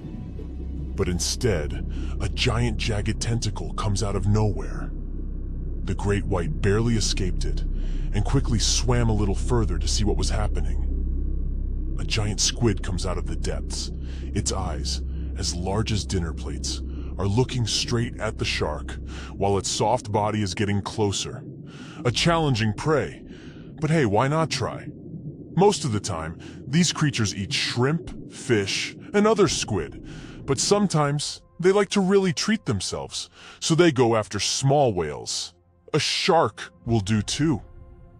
I know you'd expect these creatures to be way smaller, or that's at least how I comfort myself when I swim a little further from the shore where my feet can't touch the bottom anymore. But they can weigh 600 pounds and be 40 feet long. The great white shark is the biggest predatory shark on our planet. Check out its long and sharp teeth. It definitely has the biggest smile down there in the ocean. Great whites have around 300 teeth, but they don't use most of them for biting. Instead, they have a special system where new teeth grow all the time because they need to replace the ones that get worn out or lost. And they have a really powerful bite, over 20 times stronger than ours. Considering all that, you might think a great white shark has nothing to be afraid of in the ocean. But looking at its gigantic enemy, we can't be so sure of that anymore. Octopuses only have 8 arms. Squids too, but they also have 2 additional tentacles. They're similar to their arms, but suckers on the arms go along most of their length, while tentacles have suckers only at the ends. This squid has probably hundreds or even thousands of suckers. There are squids without these suction cups, but in that case, they have rotating hooks, or a combination where these two work together. Hooks catch prey, and suckers stick on it so it doesn't get away. Squids have teeth too, plus they have this special part called a radula. It's like a tongue, but with teeth on it. The teeth are tightly packed together and are difficult to remove. When food is passed to the radula, the teeth chew it into small pieces. This is important because squids have sensitive body parts near their throat, so they need pieces of their food to be very small. Their bite may not be as strong as the great white sharks, but it's still quite powerful. For instance, way stronger than a lion's. They also have glands that produce venom and use their beaks and radula to inject the venom into their prey or a creature that's coming after them. Wow, these squids are really equipped better than expected. And they're also way longer than the great white, which gives the squid more room to attack it with its long tentacles from a distance and seize it. Giant squids usually live at depths of 2,950 feet, while great whites prefer to stay at depths of about 650 feet. But we'll try to keep the competition fair. Let's say these two meet in a territory where water pressure won't hurt or bother any of these animals. The great white is circling around the squid. It moves a bit faster than the squid. Its swimming speed can reach 25 miles per hour when the animal is submerged, and it also has short bursts of speed when it can move at 35 miles per hour. Giant squids move at around 25 miles per hour. Just for comparison, an average human swims at 2 miles per hour. But with its length, the giant squid has more room to attack the great white shark with its long tentacles from a distance. They can stretch for 33 feet to snatch the prey. And look, it's really trying. But it ain't that easy. Not only is the great white big and fast, but it also has special sensors called the ampullae of Lorenzini. It's a good tool to detect prey and generally stay safe in the ocean. But the squid is definitely no joke. It has activated its special defense mechanism and released thick black ink. The great white is confused. The ink is like a smoke screen, which gives the squid enough time to get away. The shark can't see its opponent anymore. The squid is getting closer, and the poor great white has no idea from which direction. It's time for the final move. Even if the great white manages to catch the squid can detach parts of its body as a last resort to protect itself. It can lose up to 10 body parts, unlike sharks. These predators can't lose any essential body parts because they won't survive. And look, the squid finally latches onto the shark. Its suction cups and the sharp beak that can pierce its prey make it nearly impossible for the shark to escape. They both disappear into a cloud of ink, the great white shark in one of the rare fights it can lose, and the giant squid ready for new conquests across the ocean. Aren't giant squids perfect for scary stories? In legends, there are often battles between humans and sea monsters. In the past, Norwegian sailors shared stories about sea creatures they encountered during their ocean travels. Over time, these stories grew to include creatures that were like giant islands with arms. And let's not forget about the Kraken. It's a legendary sea monster from Scandinavian stories that looked like an island, which was how it would trick sailors. The spooky stories say the beast was using its long tentacles to grab ships and drag them to their doom. And do you remember Jules Verne's novel 20,000 Leagues Under the Sea, which describes an encounter between a ship and a giant squid? In real life, giant squids don't eat humans, and they're not particularly interested in going after ships. However, not all the stories about these creatures attacking ships are made up. There are some reports. For example, in the 1930s, something attacked a Norwegian tanker, the Brunswick, 3 times. And yes, it was indeed the work of a giant squid. Fortunately, the squid couldn't grip onto the ship's steel hull. so it ended up getting caught in the propellers. But even though everything was okay in the end, just looking at this gigantic monster trying to take your ship down to the bottom must have been terrifying. We can laugh at stories about the Kraken until we're out there on our own. In 2003, a giant squid came closer to a French yacht that was participating in a sailing race. It couldn't cause any harm, so it eventually gave up. So, for now, the idea of a giant squid taking down a ship or boat remains a fictional story, although they're certainly capable of trying. Okay, giant squids are big, but there's another creature from their family of cephalopods that can be even larger. It's called the colossal squid, and one that was found weighed 992 pounds, hundreds of pounds more than the giant squid, 606 pounds. And they can stretch their tentacles for up to 45 feet. How heavy is the largest living snake? How can a snake eat a whale? Get ready, I'm about to answer these questions.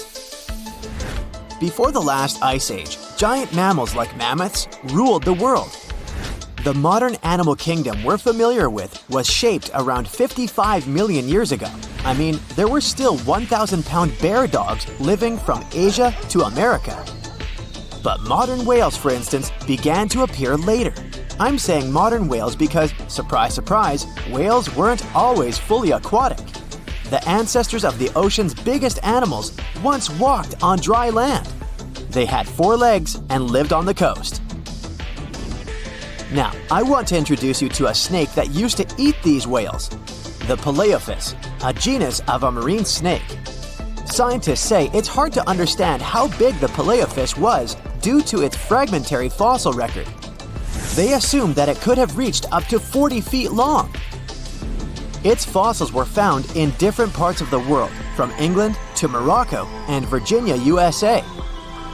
The Paleophis is extinct now, and sea snakes today are only about a quarter of the size this majestic creature used to be.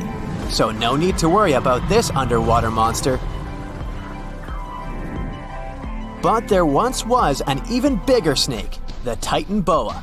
It was around 50 feet long and most likely weighed over a ton. It used to live in what is now known as northeastern Colombia, around 60 to 58 million years ago. Scientists say that it mostly fed on fish. Another giant animal that lived in the past was the black Gigantopithecus. These primates aren't related to gorillas. They lived in the area of modern China. Some people believe that they're still alive, but so far, no one has laid eyes on them. Some people even go further and say that the stories of Bigfoot or Yeti are based on these animals. This rodent became extinct about 2 million years ago. Its main habitat was South America, more specifically, Uruguay. What's astonishing about this species is that it was the largest rodent ever known. It was bigger than a bull. Scientists believe that it weighed up to 1,000 pounds. A distant relative of this rodent is still alive today. It's called the pacarana. It's a rare animal that lives in South America. It weighs up to 33 pounds and measures up to 31 inches, not including its cute and fluffy tail. The Arthropleura was an insect that lived in prehistoric times. Imagine a giant millipede measuring up to 8 feet in length. Here you go. It was one of the largest land animals of its era, about 315 million years ago. The Arthropleura's shell was covered with tough plates. These plates were there to protect the creature from damage. Most of the time, it burrowed into the ground to avoid becoming some other animal's dinner. Meet the Megalodon. Millions of years ago, this shark lived in the ocean and ate other marine creatures. It had wide teeth, and its jaws were so powerful that the animal could finish off its prey with the force of its bite. It was one of the largest sharks to ever exist. Yet, this predator also went extinct. Scientists don't really know the reason. This made me wonder why animals were so big in the past. Nowadays, smaller creatures flee or hide from predators. But apparently, it wasn't like this before. Many centuries ago, animals didn't just run or hide, they fought back. Research suggests that this behavior may have been the most important motivation for prey to grow bigger. A study compared the skulls of ancient animals to those of their modern peers. The skulls of predatory animals have become shorter and narrower, while the skulls of the animals they hunted have become longer and broader. This means that predators learned to become experts in hunting, while prey worked on developing their defense skills. You see, a larger body size was a great advantage because it made it harder for predators to take down the animals they hunted. The bottom line, self-defense made prehistoric animals larger.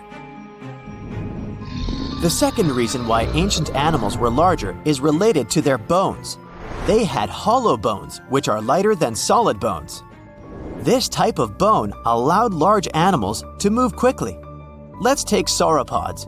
They were a dinosaur subgroup. Sauropods had giraffe-like long necks and snake-like long tails. Compared to their body size, their head was really tiny.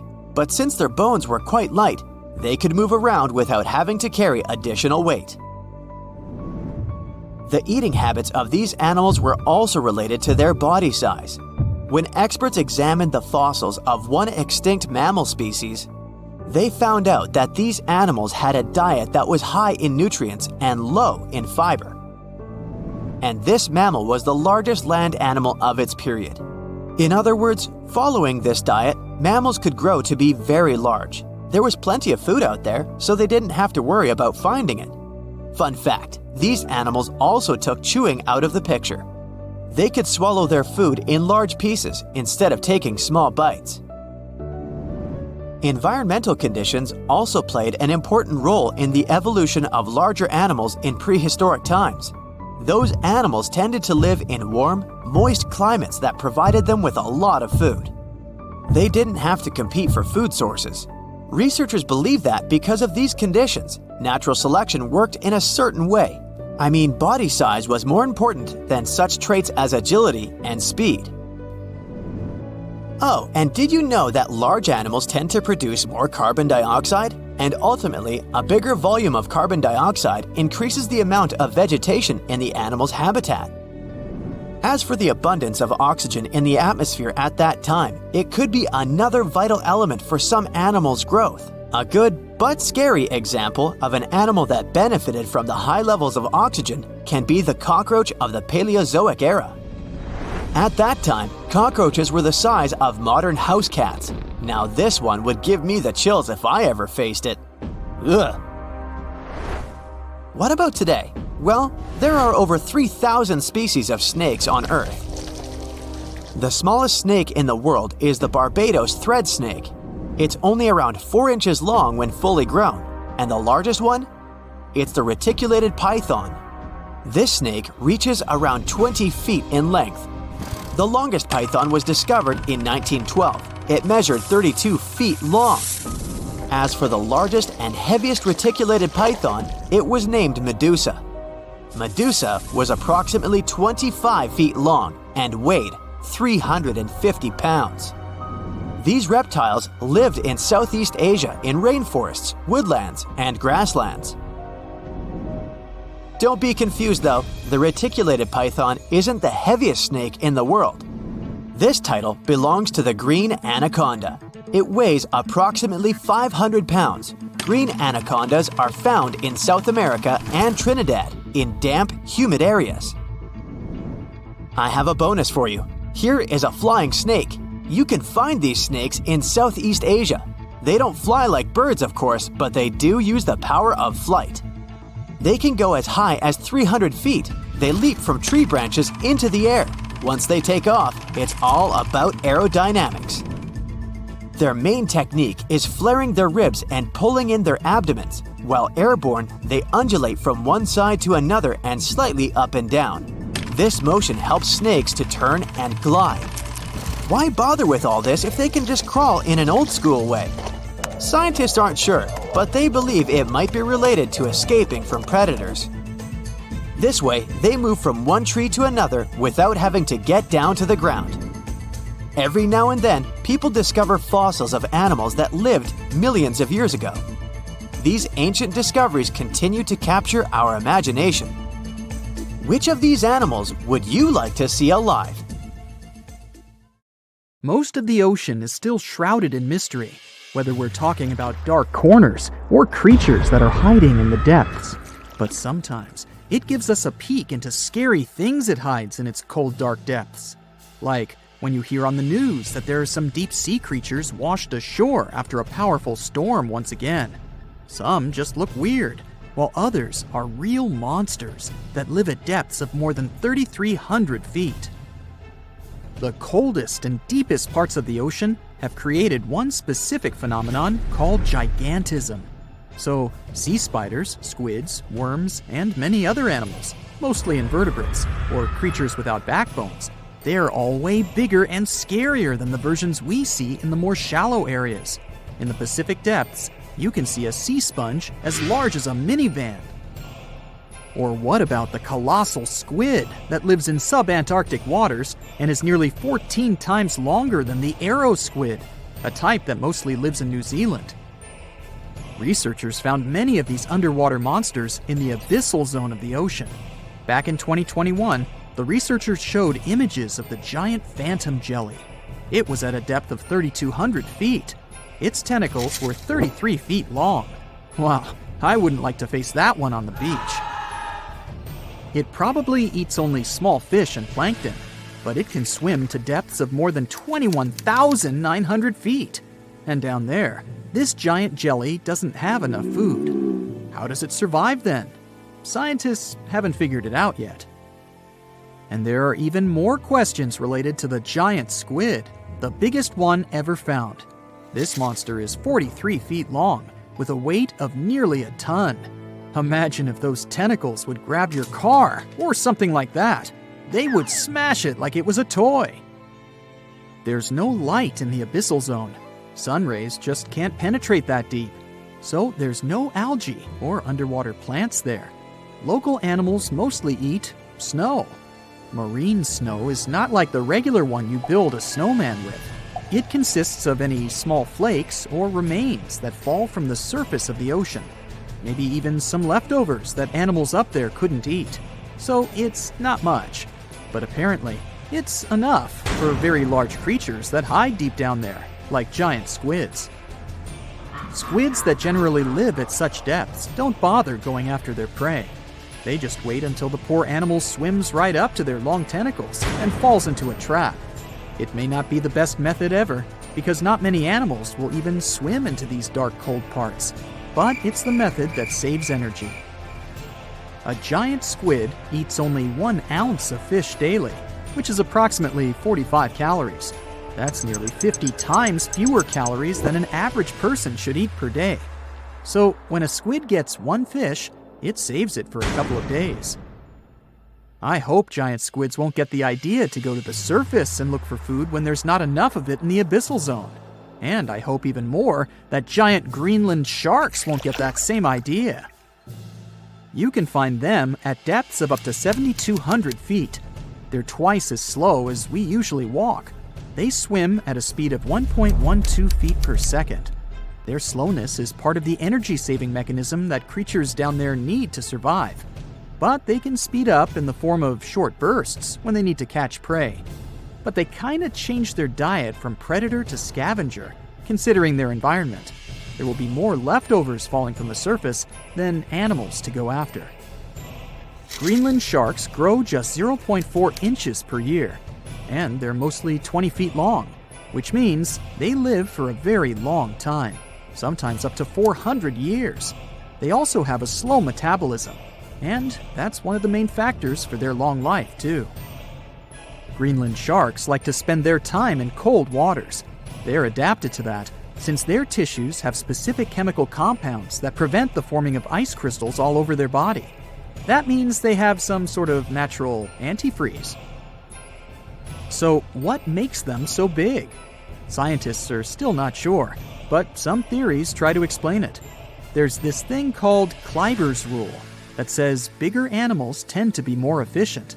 Just take a small fish and compare it to a whale with a mass hundreds of times bigger. The whale has a greater metabolism. it conserves energy more efficiently and loses less of it to the surroundings through heat. Moving on, bigger animals can ingest bigger prey. They're more likely to go through tough issues in their environment or defend themselves from predators going after them.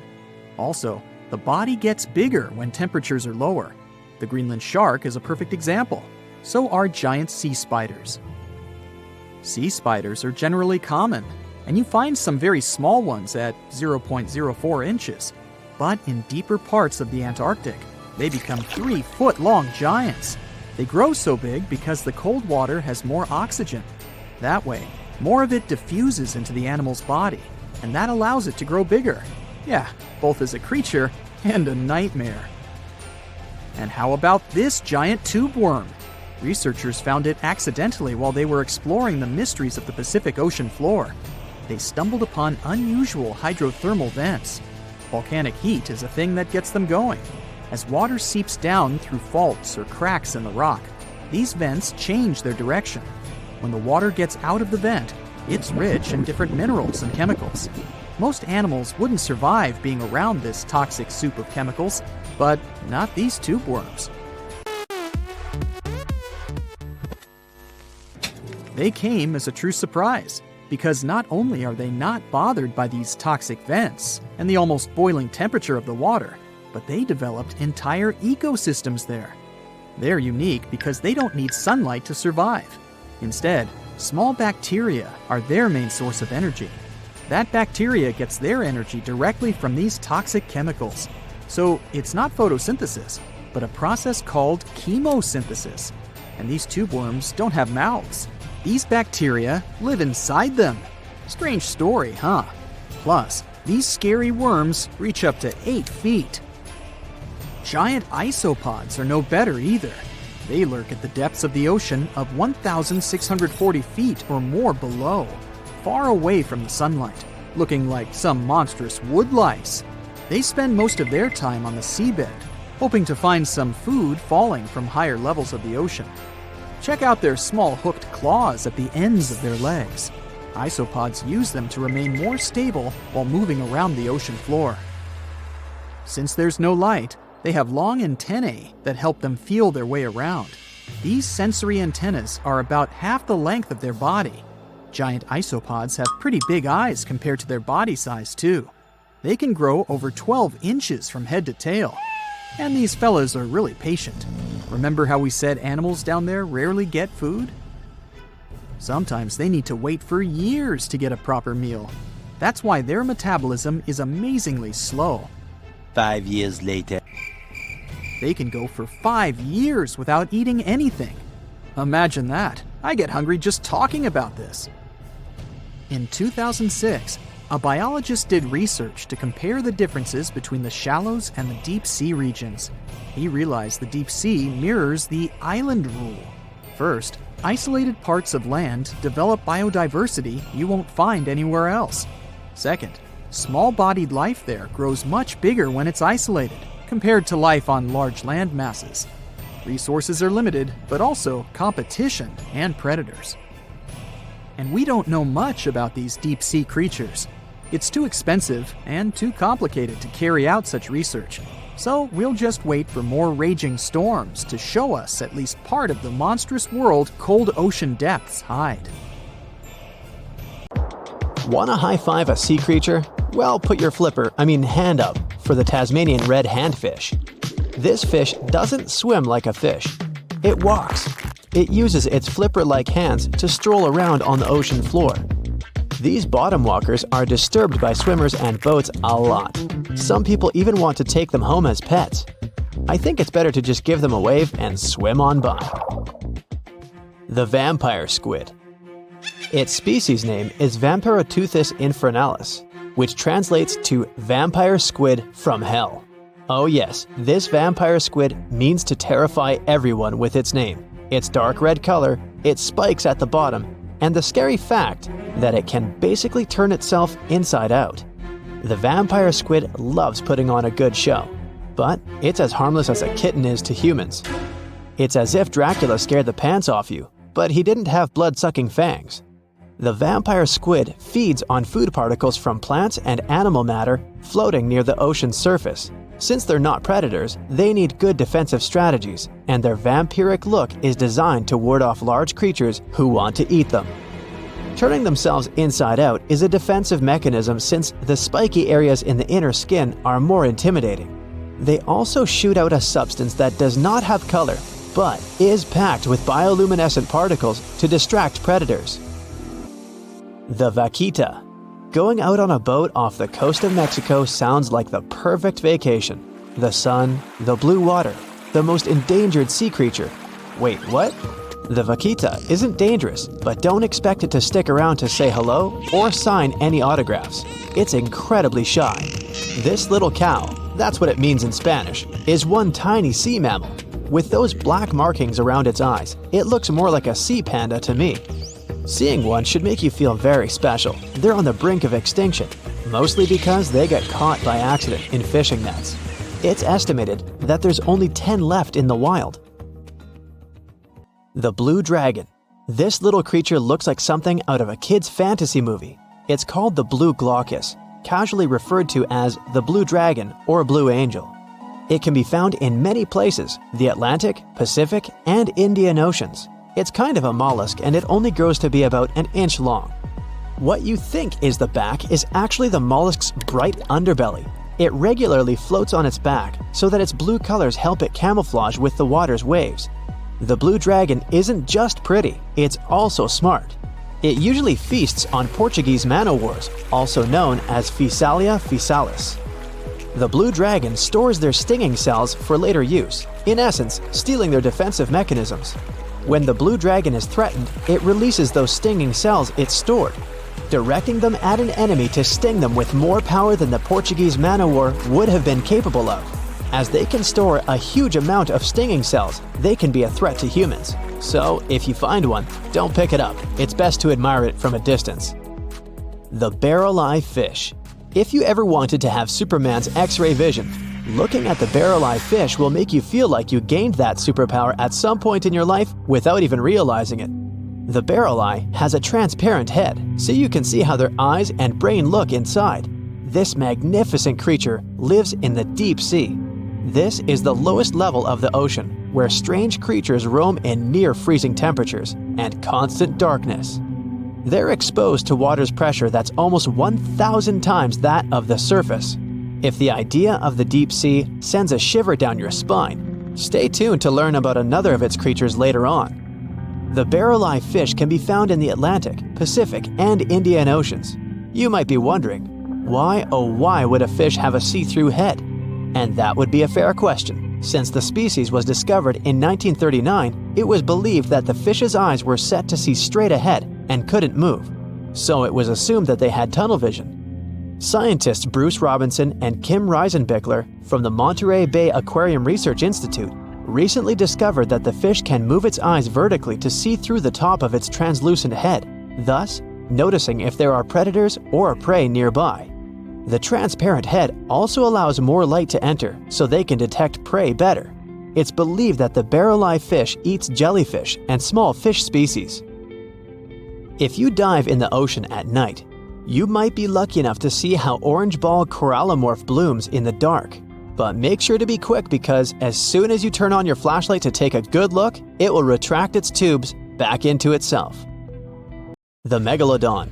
The whale shark isn't the biggest shark known to humans. If the entire shark species were a kingdom, the prehistoric Megalodon would be the ruler of the sea. Megalodon roamed the ocean a long time ago. About 15.9 to 2.6 million years back between the early Miocene and late Pliocene eras. While they've long been extinct, people are still amazed to learn about these gigantic sea beasts.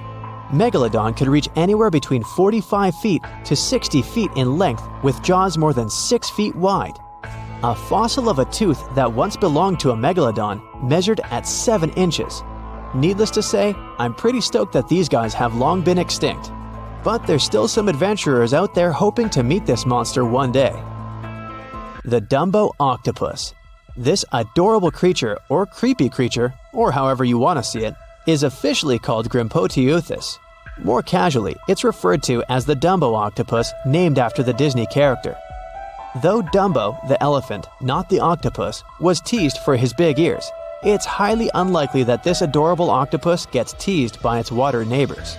They are the deepest living octopuses living in the deep sea, and you know how scary that place is. They're only about 8 inches tall and spend their days hovering just above the seafloor eating snails, worms, and other food they find in the current or near ocean vents. There are nearly 17 species of Dumbo octopus, and they all have differences in height, color, and body parts. If you can't get enough strange animals, you'll be glad to learn that the deep sea has barely been explored by humans. So keep an eye out. There are bound to be more fascinating animals discovered in the deep in the future. The sea angel. These creatures might look and sound pretty cute, but their diet is far from sunshine and lollipops. Their favorite food are sea butterflies. They lay mucus traps for them and wait in ambush. The squat anemone shrimp. This shrimp is tiny, only 0.5 inches. It's also known as a dancer shrimp because of its peculiar behavior. When agitated, it raises its bottom above its head and does a little dance. Divers also say it readily jumps on their hands and cleans them. The coconut crab.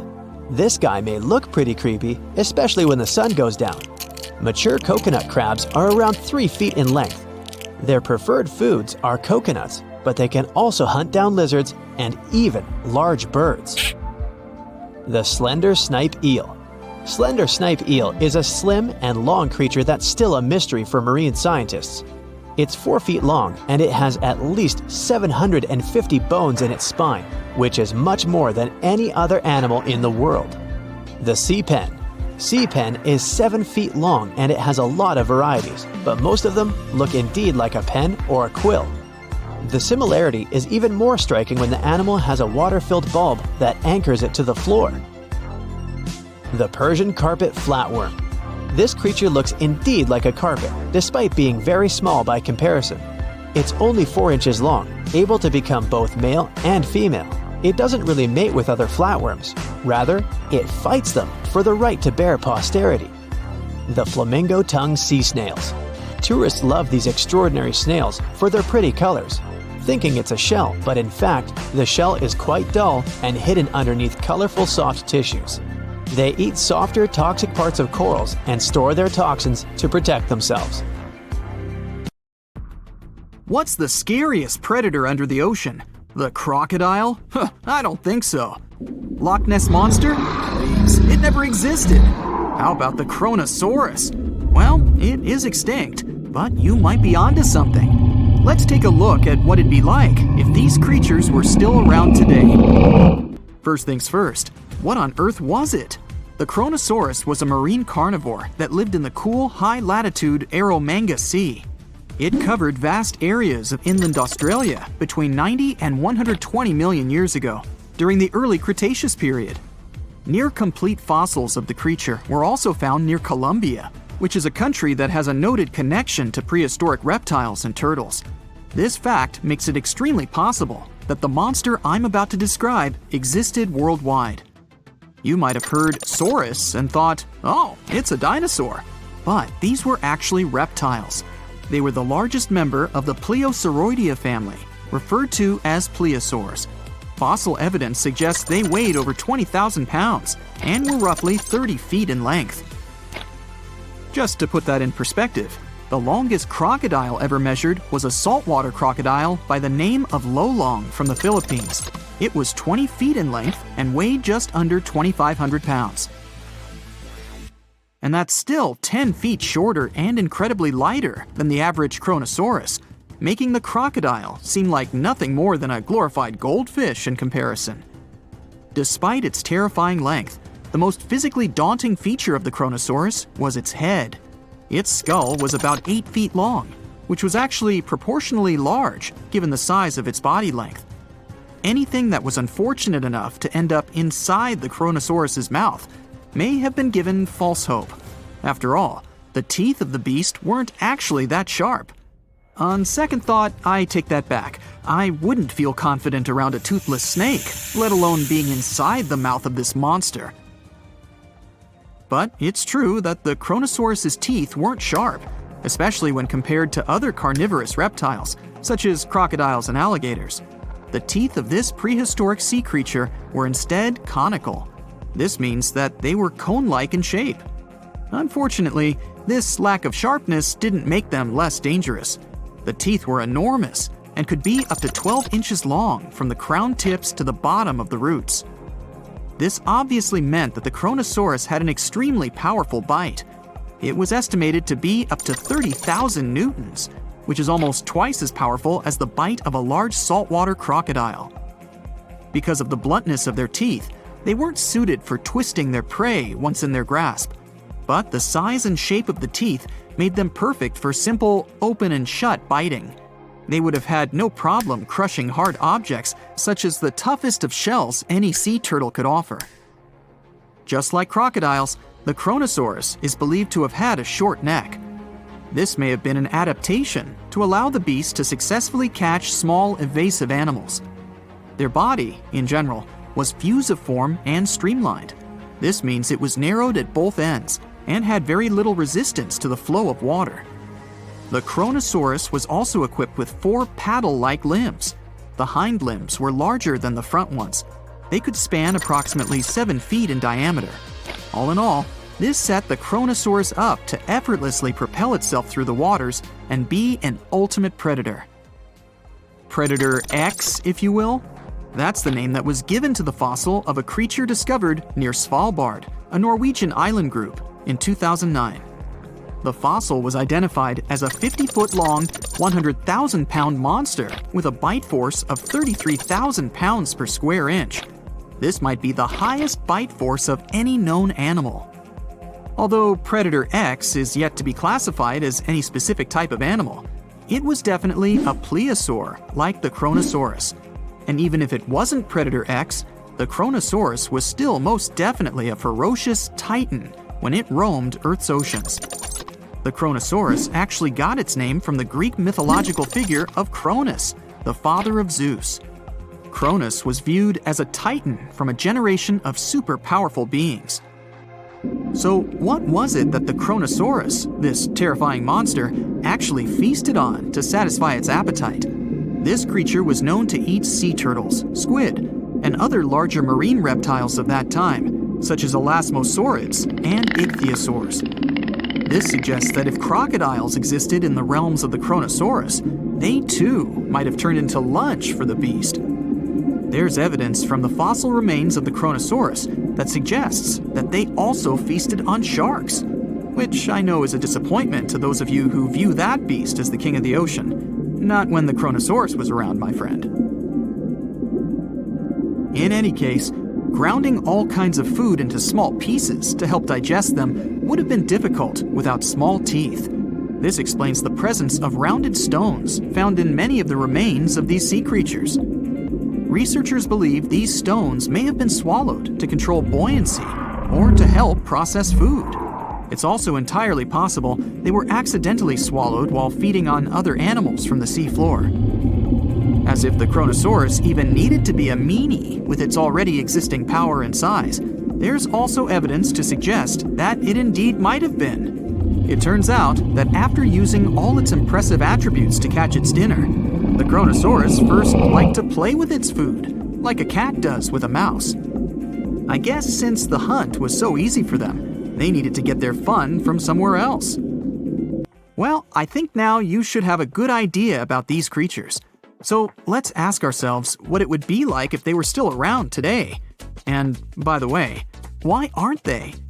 Well, the Kronosaurus was completely finished off by the same KT meteor that took out the dinosaurs 66 million years ago. But even before this catastrophic event, they were coming under increased pressure from an even bigger and more vicious family of carnivorous marine reptiles known as mosasaurs. You can't always be a top dog, I guess, or rather, top marine reptile. But what if this never happened, and they were still roaming Earth? Well, this might be obvious, but can you imagine what kind of impact that would have on sea tourism? Based on the impact that famous movies about sharks and killer whales had, what do you think the presence of a Kronosaurus in the ocean would do to beaches? The very creature that would eat sharks and whales for breakfast. Beaches would certainly become a great place to go for a quiet walk, because nobody else would even be there. And what about such activities as boating, surfing, and scuba diving? You think anyone would dare try them, knowing that this 30-foot beast could be lurking beneath them? Let's give humans some credit and assume most of them wouldn't. This would cripple the global sea tourism industry, which is responsible for earning roughly $143 billion every year. Just to make sure this shocking point hits home, the most expensive yacht to ever roam the ocean was called the History Supreme. Its master bedroom was believed to have a statue made of T-Rex's bone and a wall made of meteorite rocks, as well as a 24-karat gold panoramic wall aquarium. Anyway, this yacht was worth nearly $5 billion, meaning you could buy 38 of them with the money lost in potential damages to sea tourism caused by the Kronosaurus. I'm sure that the yacht's owner was happy the beast never made an appearance in their luxurious aquarium. So luxurious, in fact, that some people believe the History Supreme, reportedly owned by some business genius from Malaysia, never even existed. Rumor has it that it was simply an elaborate hoax fabricated by the supposed designer. Anyway, I don't think the trouble would just stop there. People could actually be in serious danger, regardless of being near the ocean or not. No, I'm not about to tell you that this thing would grow legs, adapt to living on land, and start picking us off one by one. At least, I hope not. I'm just going to point out the damage that the Kronosaurus would inflict through its devastating impact on sea trade. In America, ocean transit accounts for 76% of national trade. On top of this, more than 100 vital pharmaceutical products originate in the sea. I'll also state the obvious and point out that the ocean is a huge food source for us humans. The presence of the Kronosaurus could have a great impact on our relationship with the ocean, something we usually take for granted. There are plenty of fish in the sea. Some of them look totally like Nemo or Dory. Then there's the butterfly fish and fancy guppy, which is indeed really fancy. And then there's... what on earth is that? I would definitely not pay for a diving experience to see this guy. The anglerfish has the unofficial title of the ugliest animal in the world, but I wouldn't dare to break that news to it. There are more than 200 species of anglerfish currently swimming somewhere in the gloomy depths of the Atlantic and Antarctic Oceans, up to a mile below the surface. Some of them prefer different living conditions, the shallow tropical environments. Different kinds of anglerfish vary in shape and size, from the famous black sea devil to frogfish, monkfish, footballfish, goosefish, batfish, and sea toad. The larger ones can be half as long as a full-sized bed, but most are less than a foot long. Since the choice of meals where these guys live isn't that huge, they had to come up with a unique hunting strategy. They don't waste their priceless life energy on following prospective prey. Instead, they use a piece of dorsal spine that sticks above their mouths like a fishing pole, hence the name of the fish. There's a sac of bioluminescent bacteria that glows brightly in the dark at the end of that rod. The light lures prey, and all the anglerfish has to do is wait, and then enjoy its lunch delivered right to its mouth.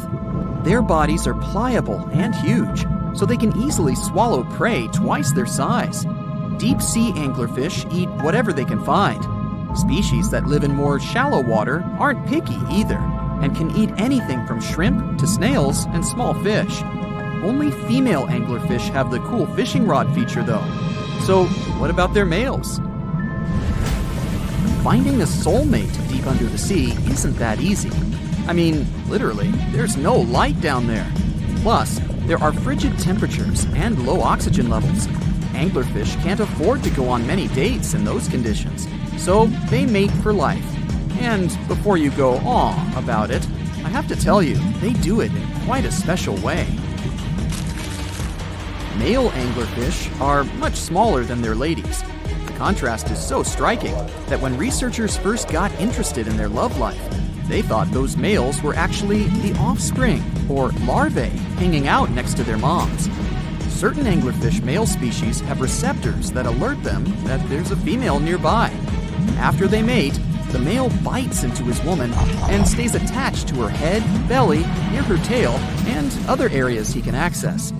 While they morph together forever, the female fish gets the male's cells, DNA, and reproductive organs, but loses her immune response cells. The male gets free permanent housing and nutrition. Given the current real estate prices, it sounds like a dream. But that accommodation is shared by up to 8 males, and they can't move out if they ever feel like it. You're unlikely to meet this deep-sea fish in real life, but if you meet an anglerfish in your favorite video game, remember that you can easily outswim it and make it kinder to you with tranquilizing arrows. Once you befriend it, the anglerfish can be your scout and help you discover new areas with its bioluminescent pods. Back in the real world, down in the twilight zone of the ocean, about 650 to 3,300 feet down, the anglerfish isn't the only creature you're lucky you'll probably never meet. Many of the locals look like they come straight out of science fiction or horror movies, but that's because they had to adapt to this dark, deep world. I did my best to get you prepared for the creatures you're going to meet, starting with the common fangtooth. They spend most of their lives deep down, but at night, they move toward the surface to snack. These guys are more active than most other deep-sea dwellers. They don't wait for food to come their way, but actually follow it, and then get it with their long, hungry teeth. They don't have a built-in light bulb like the anglerfish, so they've developed a great sense of smell and use as much sunlight as they can get there in the depth to get around. Sometimes, even the shadow of a passing by prospective prey is enough for them to switch to action mode. And though they don't look too charming, they're completely harmless to humans if you ever run into one of these guys. Stoplight Loosejaw sounds like a great name for an alternative band, but it's actually another deep-sea resident with sneaky hunting habits. It has special light-producing photophores under each eye. They emit green and red light like a stoplight, hence the name of the fish.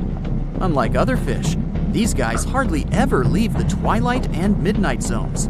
Their lower jaw is a quarter of the total body length, and the stoplight keeps it open all the time, hoping to get some lunch. It looks like a ferocious predator, but mostly prefers zooplankton with an occasional dessert of shrimp, krill, and fish. I'm sure you didn't expect to meet a hybrid of an eel and a bird, but here it is! The slender snipe eel has a beak, much like that of a bird, with curving tips. The beak is equipped with tiny hooked teeth that the eels use to catch the antennae of delicious shrimp.